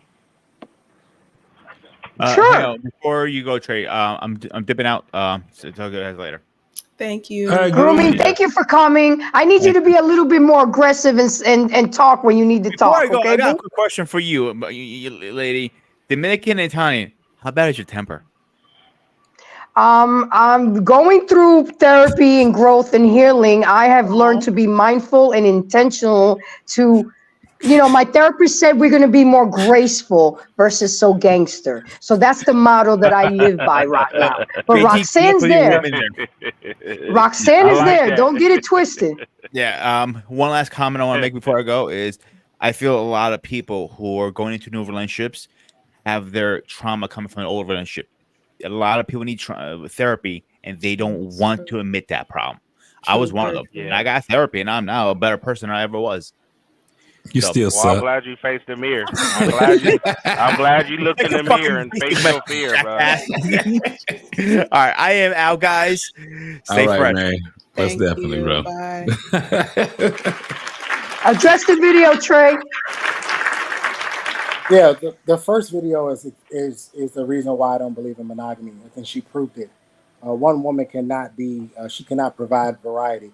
No matter what kind of costume she puts on, it's still the same woman. It's the same body. She can put on as many costumes as she wants. She cannot provide variety, which is why she's trying to showcase effort instead. She's trying to hide the fact that she can't provide variety. So look at my effort. I'm willing to do this for you. Hopefully you won't notice that it's just the same woman in a different outfit. Anyway, I want to ask the panel a question. Can you learn by watching someone? Yes. Is that some cases. is that a possibility that Yes. if someone fails at something, you can learn by watching them without actually having to do it yourself? Yes. Absolutely. Yes. So if I'm in a society where I am looking at something that is clearly failing over the last 50 years. It has done nothing but decline over the last 50 years. And I say, I don't want any part of that. Mhm. Am I scared or am I wise for paying attention to what's right in front of me? You know what you want. You want So No, he knows what he doesn't want. I don't want a exactly. failed marriage. And when I look at the women, modern day women today, who are saying, I'm going to send you a bill 24 hours after we finish dating. I look at modern day women who get on social media and say, I don't really want the marriage. I just want the wedding. They're willing to go on social media. And it wouldn't be okay if it was just this one woman and maybe it was like 10 or 15 people. No, we're talking 50, 75, 100,000 likes, 2.5 million views. This is a bigger problem amongst our community. And we see this every day. But if I say I don't want any part of it, then I'm scared. Can And I oh, ask you you a need to go, and question, you gonna need Trey? to go deal with your trauma. Go ahead. I was going to ask you, Who the hell is that? Anissa. Anissa, what's up, girl? Hello. Trey, I was going to ask you, I understand your position, but do you have any people in your life that are married that you actually admire what they have? All of my friends are married. Do you All admire of their them. relationships though? I Like, don't do know you enough. ever look at somebody and say, you know what? I like what you guys have. You guys are, it's not, may not be perfect, but you guys are getting it right.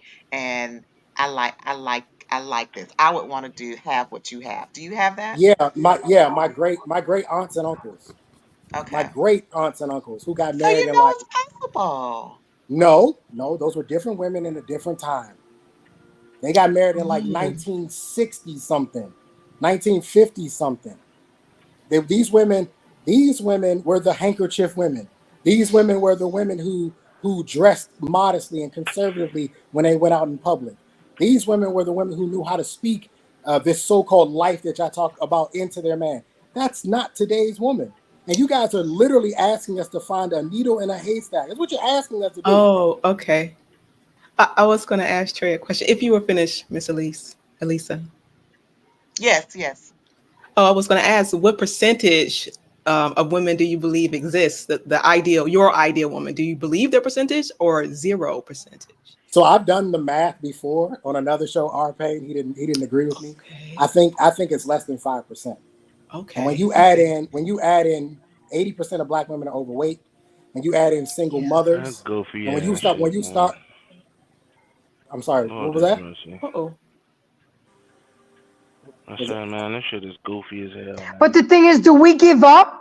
Do we give up and not? I mean, I know everybody's not going to be saved, but if I could change one mindset, Trey, for my show, then I've done my job. I mean, I know I can't save everybody. Everybody's not going to change. I get it, but I mean, do we stop trying? Do we quit on each other? I'm not saying to stop trying. I've never told people don't get married. JT, have I ever said that? Yeah, you never said that. In Never. fact, I mean, I'm just even no, but I'm just asking a Hold on. question because What? Hold on, wait. This man literally just said he ain't gotta say it, but he literally insinuating the whole 9 yards, yo. Like this is my issue. Listen, Trey, Can I respectfully, finish? I Can I finish? get what you Can I I finish? get Because you took issue with the fact that I said that 80% of black women are overweight. You cut me off. Nigga, I didn't tell what. Why? What? Wait. I didn't get offended by that. You cut me off. Go ahead, finish, man. You said So it I was can goofy. rebuttal. You said it was goofy Go shit, ahead. right? No, the shit that you're talking about is goofy, bro. Yeah, that's what you said. You said it was goofy shit. All of it is goofy. I ain't just talking about this one Why? scenario stuff. Because again, and this is what I'm saying. If a man looks at a situation and says, "I don't want that," it's goofy shit. I'm looking at it for what it is, what's right in front of me. Why do I have to get into a marriage that could potentially fail and then say, "Well, I tried, it didn't work"? Right. Why can't I look at it for what it actually is? Right. And say, "No, I don't want that," and take myself out of the equation. I haven't discouraged anybody in my personal life. My cousins are married. My best friends are married. They're all them. I have never, not one time, ever told them you need to get a divorce. I don't know why you got married. I've never ever said anything like that, ever. I'm talking about my personal opinion and what I see in marriage. And I think you guys are upset about it because I'm willing to voice it. I'm willing to say it. It's bullshit. I appreciate your honesty. Instead of going along with societal norms and creating more broken homes. I mean, you're honest. That's the problem right there. You know, like I'm listening to what he's saying, and cool, you ain't got to get married and all this other shit, but it's okay to motherfucking impregnate women on the side too, and then and have kids on the side. Yeah, hold on. The woman that I had a child with did not want to get married. That's why we were together. I asked her point blank, "Do you want to be married?" Her answer was no. Mm-hmm. My answer was no. Neither one of us wanted to get married. Okay, so then that's what I'm saying. That's what I'm saying. You see what I'm saying? That's like, not yo, a broken. That's not a broken home. That is a broken home. What are we talking about? Neither one of us wanted to be married. So again, you guys want then y'all should have. That's a broken home. You can't like that's force the problem. Yo, you that's can't the force. problem. You can't force your I'm not, lifestyle on bro. me. I don't have to get married to have I'm not forcing your lifestyle, but I'm gonna keep it a buck. Yo, I don't that's have to our get married problem. to have Yo, children. that is our problem right now. We No, ain't learning it's not. That's not the We're problem. not learning. Being Trey. married is not going to fix the problems in the community, sir. That's not what's going to fix it. Trey. Then you had time to talk, right? Then let me speak. That's our fucking problem now. No disrespect, embrace. And that's our problem now. We still doing the same good. We still doing the same goofy stuff from years ago. Like, yo, when we gonna learn from our fucking mistakes? How we gonna ever help the community and do better if we keep fucking living this curse? We know for a fact 2-parent household is very important. Okay? Absolutely. Okay? We understand that is very important. Not, oh, well, this person got to get married. Well, we didn't want to get married, but it's okay. We can just go out here and fuck around and have a bunch of kids and all this other goofy, dumb shit like we normally do. That's the part that's hypocritical. Like, nigga, if you gonna learn from your mistakes, learn from them. Stop trying to run around ducking, dodging, and all this other goofy shit. Big girl, women are obese and all this other shit. Like this, it's an excuse. Like females do so that I should shit. go be with fat women. I ain't saying you. See, that's what I'm saying. Nobody's forcing you to be with fat women. Okay? Nobody's forcing you. But the fact that you can sit here and say 95% of women are horrible, really?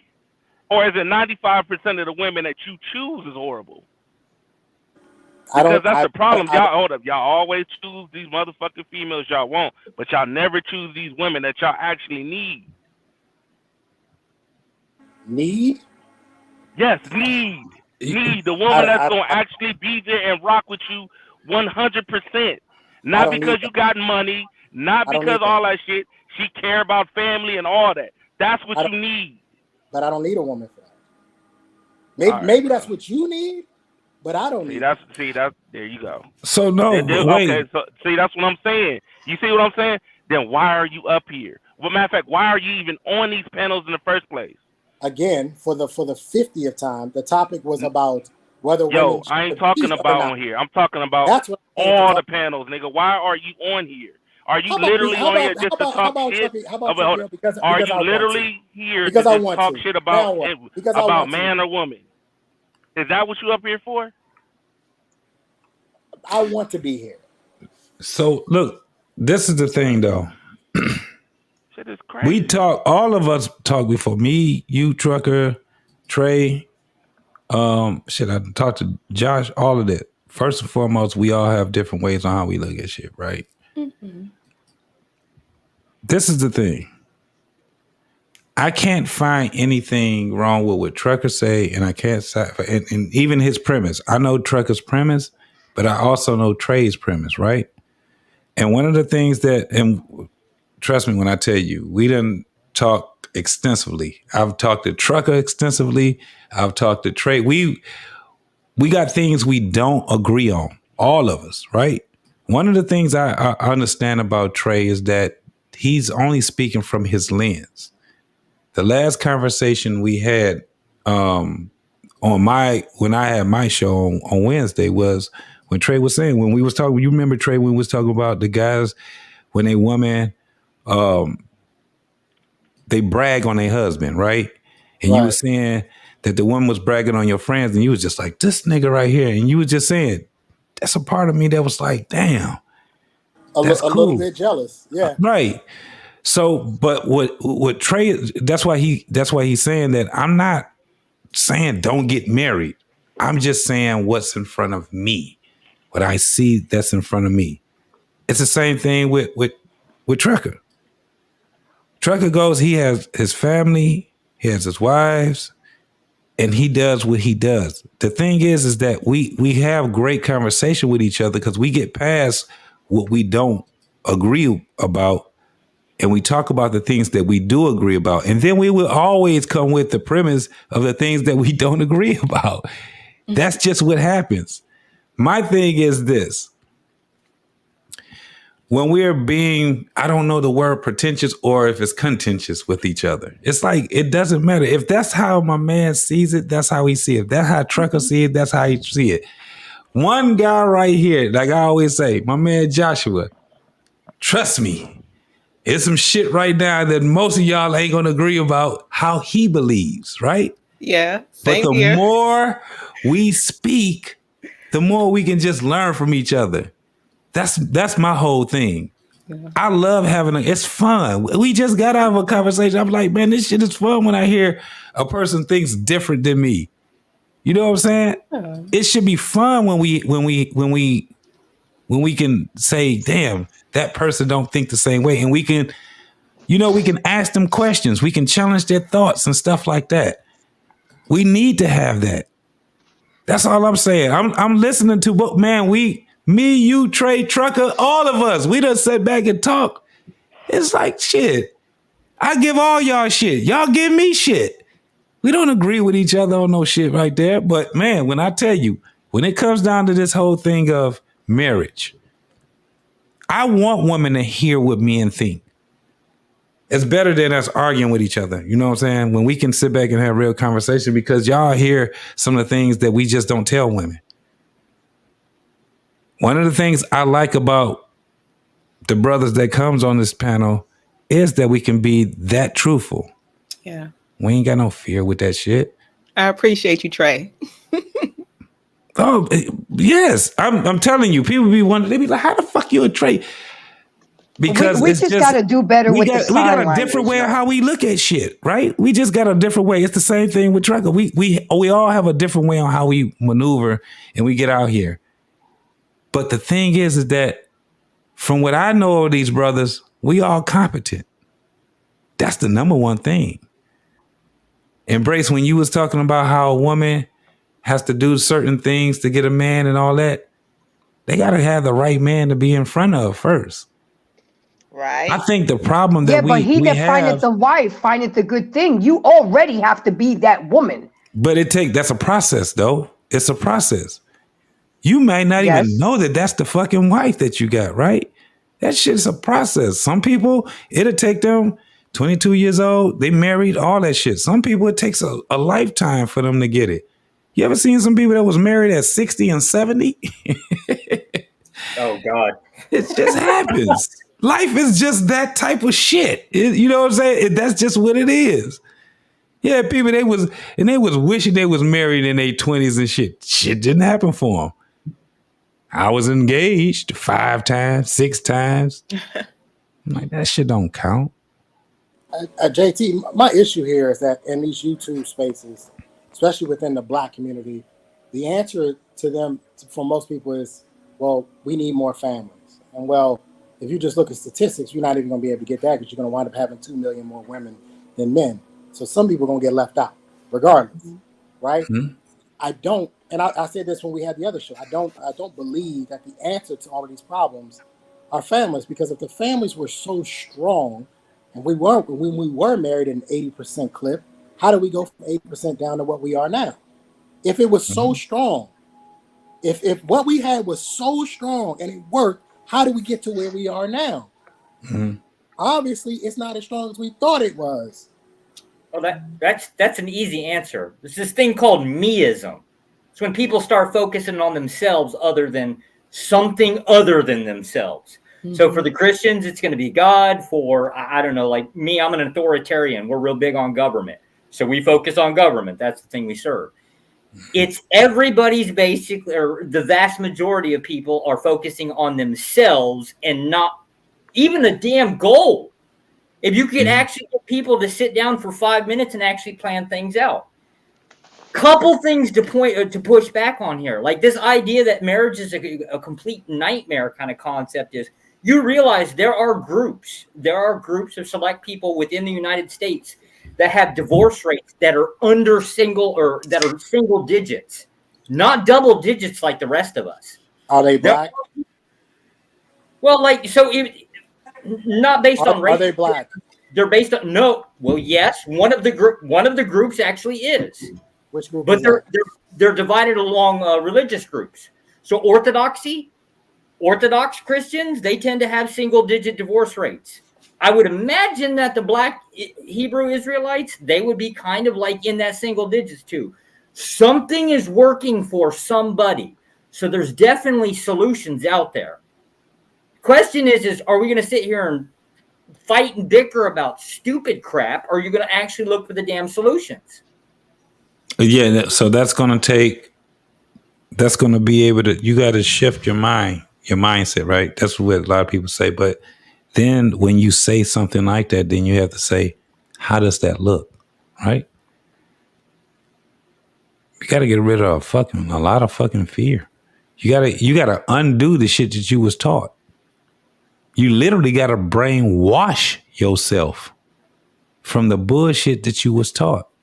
I was sitting there listening. I was like, damn. Even when when you talk about religion and you talk about let's just go with the concept of relationships. We were taught some fucked up shit, y'all. We was taught some fucked up ass shit. We was taught that love was this whole thing where, it's kind of like, what's that shit where Rapunzel let down your hair and the motherfucker pull it was, all that fairy tale shit, right? Because people think that that's what it's about. When it actually is about doing something that is conducive for other people.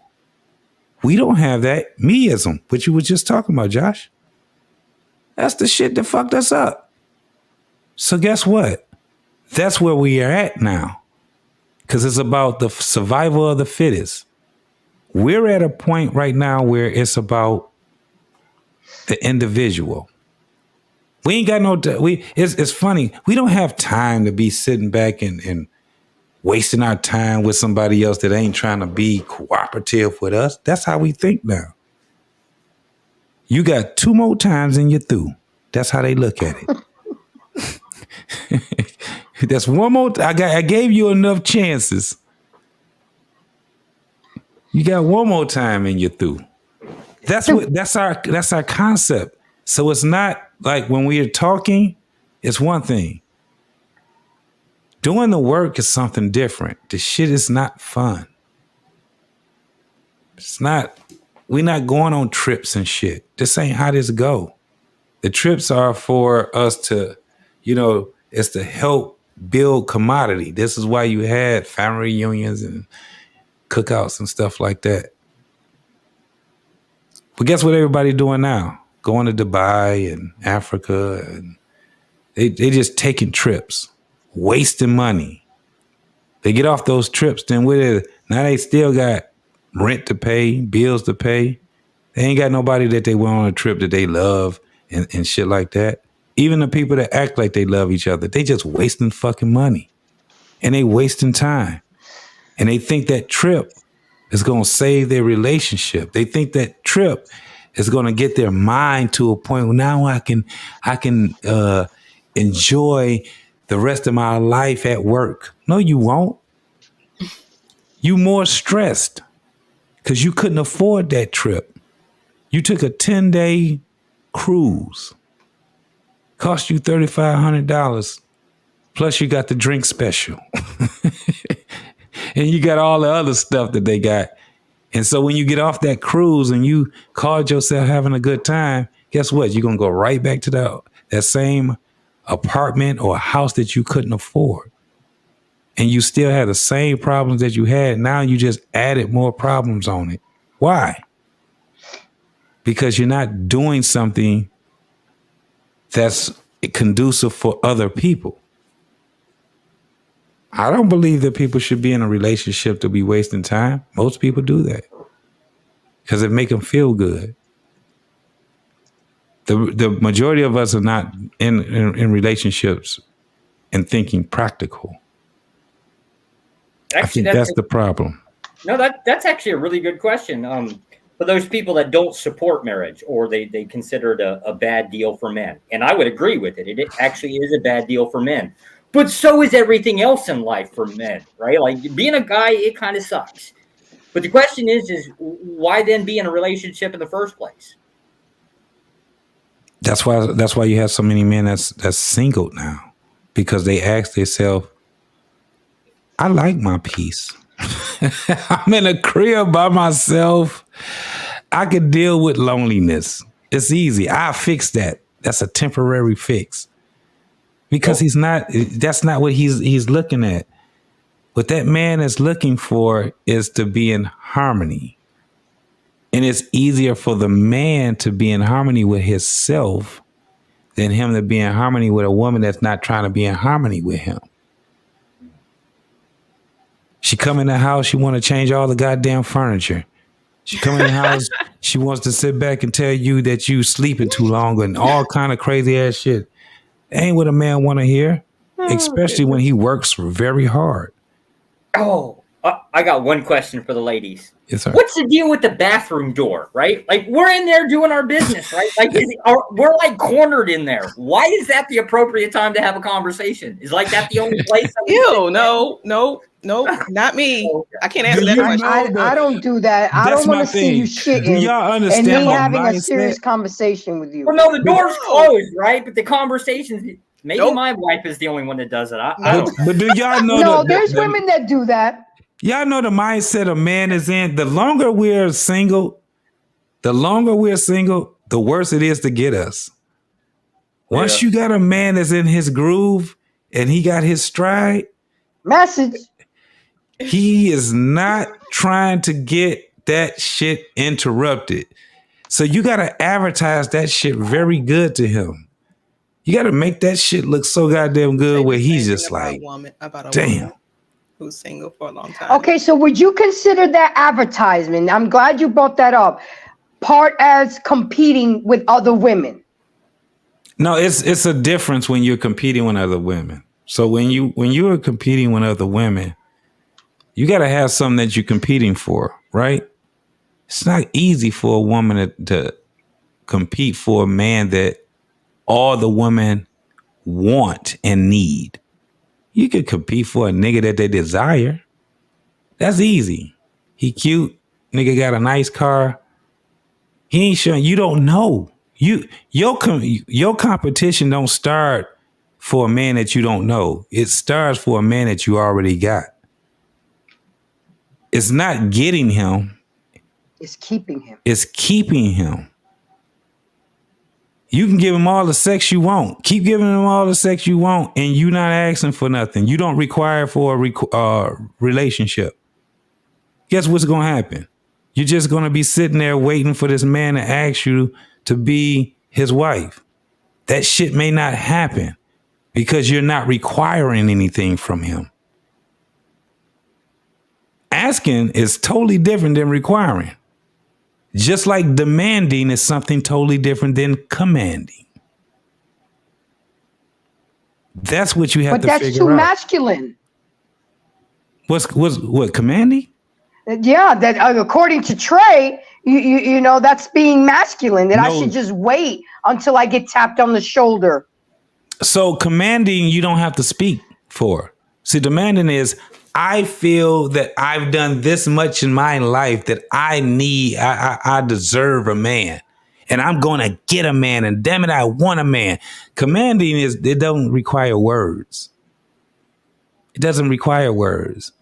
You ever heard somebody say, I walked in a room and I commanded everybody's attention? I didn't say shit. It's the way I carried myself. It's the way, that's the difference. Aura. That's the difference with the two. And with a woman, y'all got to figure it out. See, y'all use y'all powers for the wrong shit. Y'all use y'all powers for the wrong man. You got to figure it out. You know what kills me, Trey? They talk all this shit about that damn intuition. That's a tricky motherfucker, ain't it, with women? Intuition is tricky for them, ain't it? They turn it on and turn it off. They turn it on and turn it off. Too many single mothers for them to have intuition to actually work. Get rid of the intuition and start understanding your power. Ain't got shit to do with no intuition. Has everything to do with what's right in front of you. Why you think that it's funny with women? They can give their kids all the shit. They can do all the shit for their kids. And then the father don't really do as much as the mom. But the kids, they listen to him. The kids follow, hey, sit down. They sit down. That's what you call commanding. That's what it is. You got to figure it out, though. It's not an answer it's not like one answer fits everybody. That's not what it is. The answer is you got to figure it out. Everything is a process. It's not instant. Even if it seemed like it's instant, it's not. The process was already happening. It's the same thing with life, and it's the same thing with death. It is a process. It's a process to get in this motherfucker, and it's a process to get out of here. Everything is constant.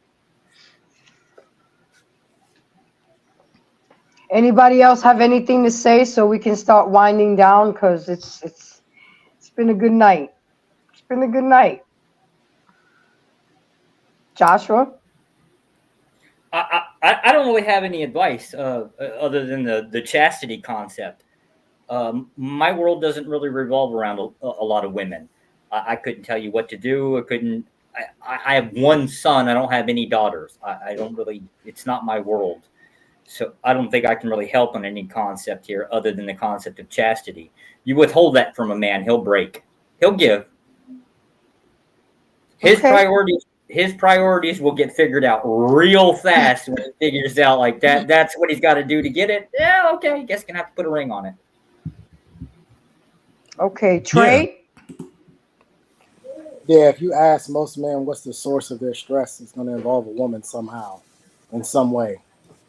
And to have this idea, this ideology that, you know, we want to hurl men into this, and then at the same time talk about men and their mental health and all this other stuff and how men need to be this. Well, a lot of the problems are because of the women that are in their lives. And so my thought process, my message has always been the same. There's nothing wrong with you being alone. There's a difference between being alone and being lonely. There's a difference, huge difference. Oh, true. And so there, Embrace the Grace, you asked advice for your son. And my advice was, because you said he had a girlfriend, my advice was put your head down and build your castle. That was my advice. Mm-hmm. Nothing to do with a woman at all. We men, we're on a different timetable. We're not on the same timetable as women. You have plenty of time to find a woman And if you want to get married. That's fine. But do not ignore what's right in front of you. And people are going to call you scared.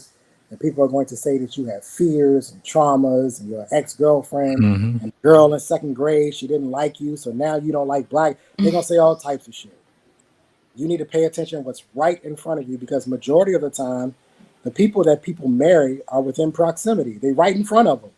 Majority of the people that get married, you marry because they was right there in front of you. Very rarely do you go halfway across the world and go marry somebody. Those are minority cases. Majority of the cases is the woman that you did meet in the grocery store and at the gym and at work and at the park and all those types of places. Through family, through friends. Family, through friends, exactly. At work, yeah. You need to pay attention to what's right in front of you because more than likely, that's the woman you're going to end up with is the woman that's right in front of you. And if the women right in front of you are screaming from the mountaintops, we are not material. Maya Angelou said it. Somebody shows you who they are, believe them. Yeah. I believe women. I believe black women right now are saying we're not marriage material. I believe you. That's all I'm doing. I'm just saying I believe you. You're not marriage material. Does that mean that it will stay the same forever? I don't know. I'm 39. Who knows what will happen in the next 50 years? I'll probably be dead and gone by then. I don't know. But I believe black women in this modern era in 2024 and going forward, when they are screaming with every fiber of their being, we are not marriage material. I believe it. And I don't understand why I get faulted so much for saying, I believe you. Now, yeah, I can be a little harsh and a little abrasive. That's just my style. But that's where I stand. I hear you, Trey. And Trey, thank you for coming. And thank you for everything you bring, the drama, the bullshit, the conversation. I just want to tone it down with the sign language. When we get to the personal attacks, we're getting away from the conversation. And that's what we all need to practice. I'm not just going to say we all need. Queen, welcome to the BMU family. Thank you for coming today. I know I don't know if this was your first time on the panel, on the BMU network. So you got initiated real good, so it should be smooth sailing from now. Any final thoughts and anything, and make sure you promote your channel. We all here to create a buffet so we can all eat. And we all work together with each other. We all support each other. So if BMU says you're part of the family, you're part of the family. So what say you? I think it's important to just listen to each other and try to walk in each other's shoes. I know that can be challenging when you have your own, perspective of life, but if we are going to get anywhere, as I'm speaking about the Black community, if we're going to get anywhere, we need to really start listening to each other. I mean, really listening, not just, I guess, pretending to listen, and taking apart what you want to hear and what you think is correct, but really listen to the other person's or the other sex's perspective and what they want or what they need. And that's the starting place. My perspective, anyway. So, and thank you all for having me. Absolutely. Thank you. It was great meeting you too. Oh, so sweet. I hear you're gonna be tomorrow night, so we will definitely be all here tomorrow night. JT, thank you for coming. Thank you for the support. I appreciate it. I got it. I know you were hearing a lot of the conversation. What say you? Yeah, so like I was saying, I have to agree with Elise. Is it Alicia? Alicia. Okay, I have to agree with her. We definitely have to start listening to it one another. And I think that a lot of people need to start applying a lot of things too, right? You got a lot of people that do a whole lot of talking, but they don't apply anything and they stay stagnated. One of the things that I've seen in people that I've been raised around and grew up with is that some of them are definitely stagnated now. And they were in because they was living life in fear. Right? The rest of us, we done went on and did all kind of different things. The craziest thing, I got my grandson. He here. I went to go pick him up. He's at his great grandparents' house right now, and I got a chance to really see me in him. That's crazy. That's it's awesome. crazy for me to see me again. Right? That's like, you know, when you see kids, you can see you and a lot of other people in them, but it gave me a different perspective. Now, this is grandson.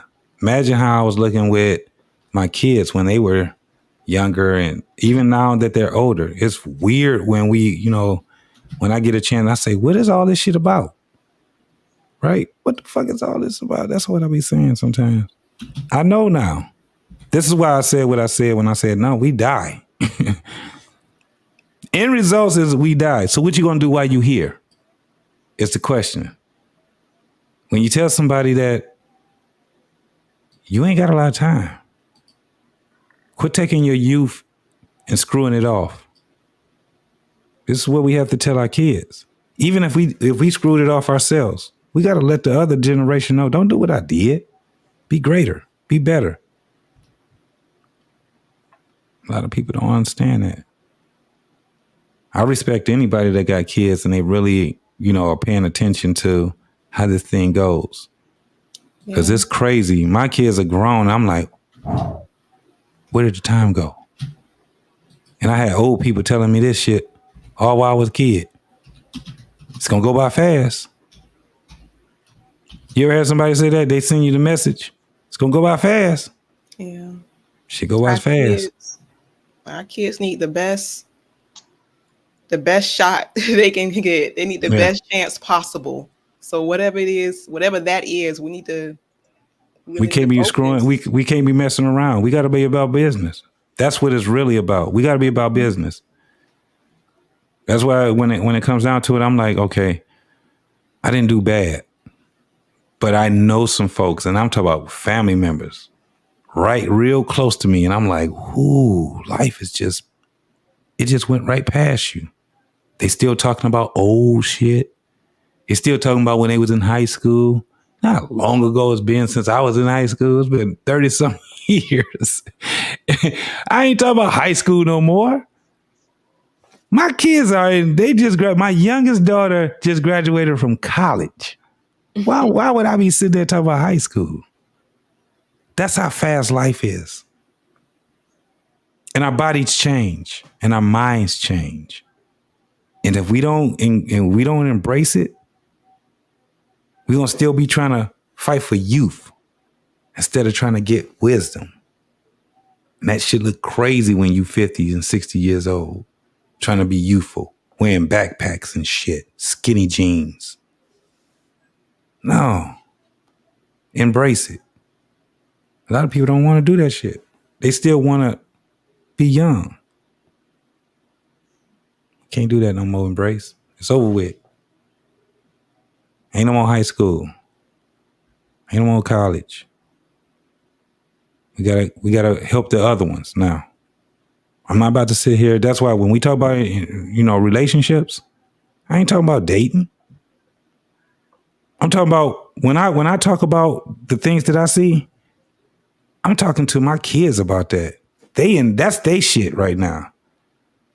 My dating is gonna be the same way. I'm not about to be on nobody's goddamn IG in they DMs and all of that shit. Them days are over with. Them over with for me. What do I do now? I do it the same way that I learned, the old-fashioned way. If not, I'm gonna be looking crazy as hell.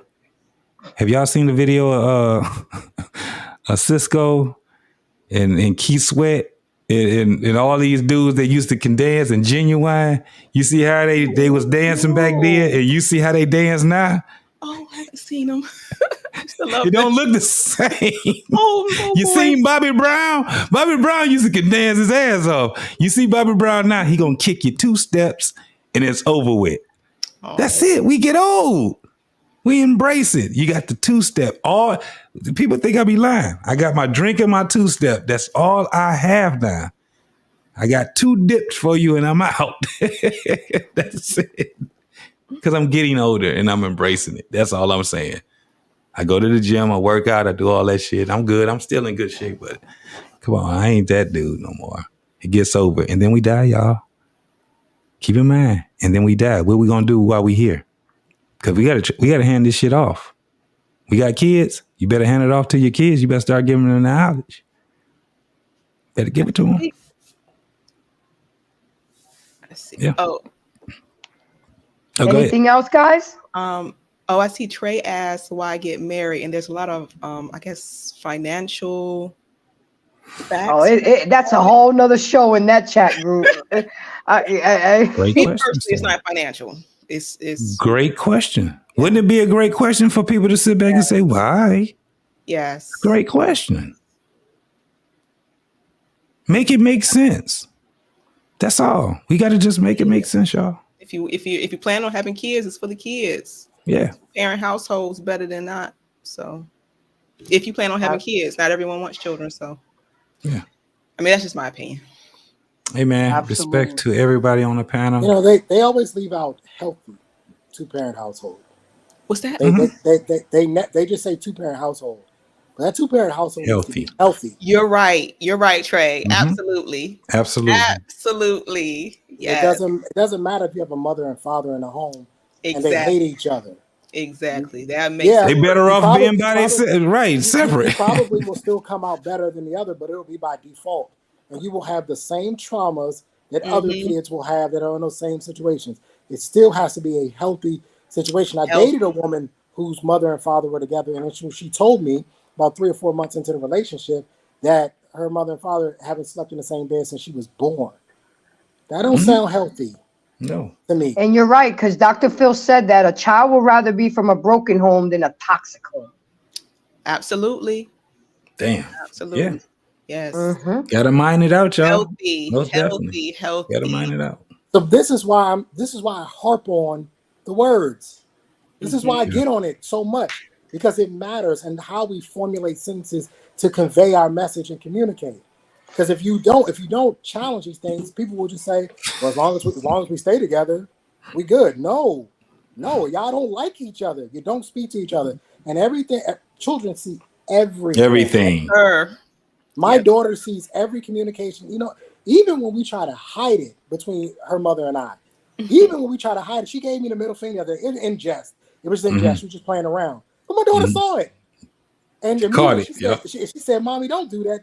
That's rude. Now don't do that. But she catches, they can feel it, they can sense it.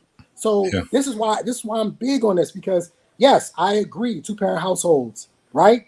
But when we start to crunch the numbers and get down to the statistics, it's gonna fall back on the women because they're the ones leaving homes majority of the time, right? So we got 2-parent households. Well, if we're gonna address this, well, why we have so many broken homes? It's gonna circle right back to the women. Why we have so many broken homes? So the verbiage we use, the way we communicate is important, because I truly believe that the women in our community, they're not hearing us, and we're not getting the message across. Totally different. It's not coming through. Yeah, we're speaking different. We're speaking French, and they're speaking Italian. Exactly. We're speaking 2 different things. And granted, a lot of you married people, you have a good idea, and I'm not against it. I'm not saying that it's wrong. I'm saying that what you guys are preaching, they don't want to hear it. And they prove it every opportunity they get by getting on social media to say, we ain't with that. And that makes a big difference too, Trey, because the thing is that if we talking and ain't nobody listening, then there's not a bridged gap. The gap just right there. Everything keeps falling down. So how do we, we got to figure this shit out, man. Yeah, I disagree. Your language. I disagree that it's the case that people don't want to hear it.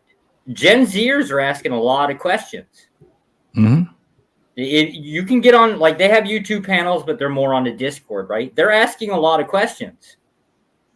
So apparently they're looking for something. Well, they're asking.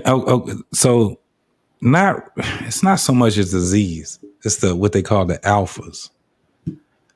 It's the alphas that's asking more questions. The Z's is out here and they making it. They think they making it happen. The Z's are the ones that's saying, y'all old folks, y'all time is over with. That's the Z's. See, what we now understand is that, man, we getting older as it goes. We're talking about alphas now. The Z's have babies. Yeah. They're the ones with it just keep going faster and faster now. The alphas are the 17-year-olds now. That's how crazy it is. I think there's too much. But yeah, JT, you have that generation is asking in Italian and getting answers in French. That's what we're saying, right? So it's yeah, man. It's until we all speak the same language. This is just a circular. We're just gonna keep doing the same thing. Just keep going circular and circular. And the craziest part is we all keep getting older and older. Next thing you know, you're gonna be having Generation Bravo and Generation Charlie. You know what I'm saying? It's just gonna keep getting more and more. And you know, you're gonna have the Z's are gonna be 40-year-olds. I asked somebody this. I said, have you ever imagined your grandchild being a grandfather or a grandmother? You see how that shit happens? Oh, yeah. You know how scary that is to think about something like that? Especially if you don't have any grandchildren right now. But if you can imagine them being and the reason why, because my grandfather, beautiful. My grandfather see me as a grandfather. He said, you don't know how scary that would have been if I was in my 50s. My grandfather was almost 100 years old. And he's like, I was scared of this moment right here. And he was right, because he outlived everybody pretty much in his generation. That shit is lonely. Shit is lonely, y'all. Okay, so with that being said, I'm going to close out. I want to thank everybody in the chat, all my moderators, all my fighters, all my people going against the grind. Travel One, shout out to you. I didn't even deal with Lady D. I sniped her real early in the show. Yeah. 24 hours. She gone till she threw. She could come back tomorrow. She threw. Yeah, she threw. Oh. Yeah, one more time. Guys, don't forget to share, like, and subscribe. I'm trying to get to 1,000 by my birthday. That would be the greatest birthday gift I can receive from my YouTube family. But thank you again.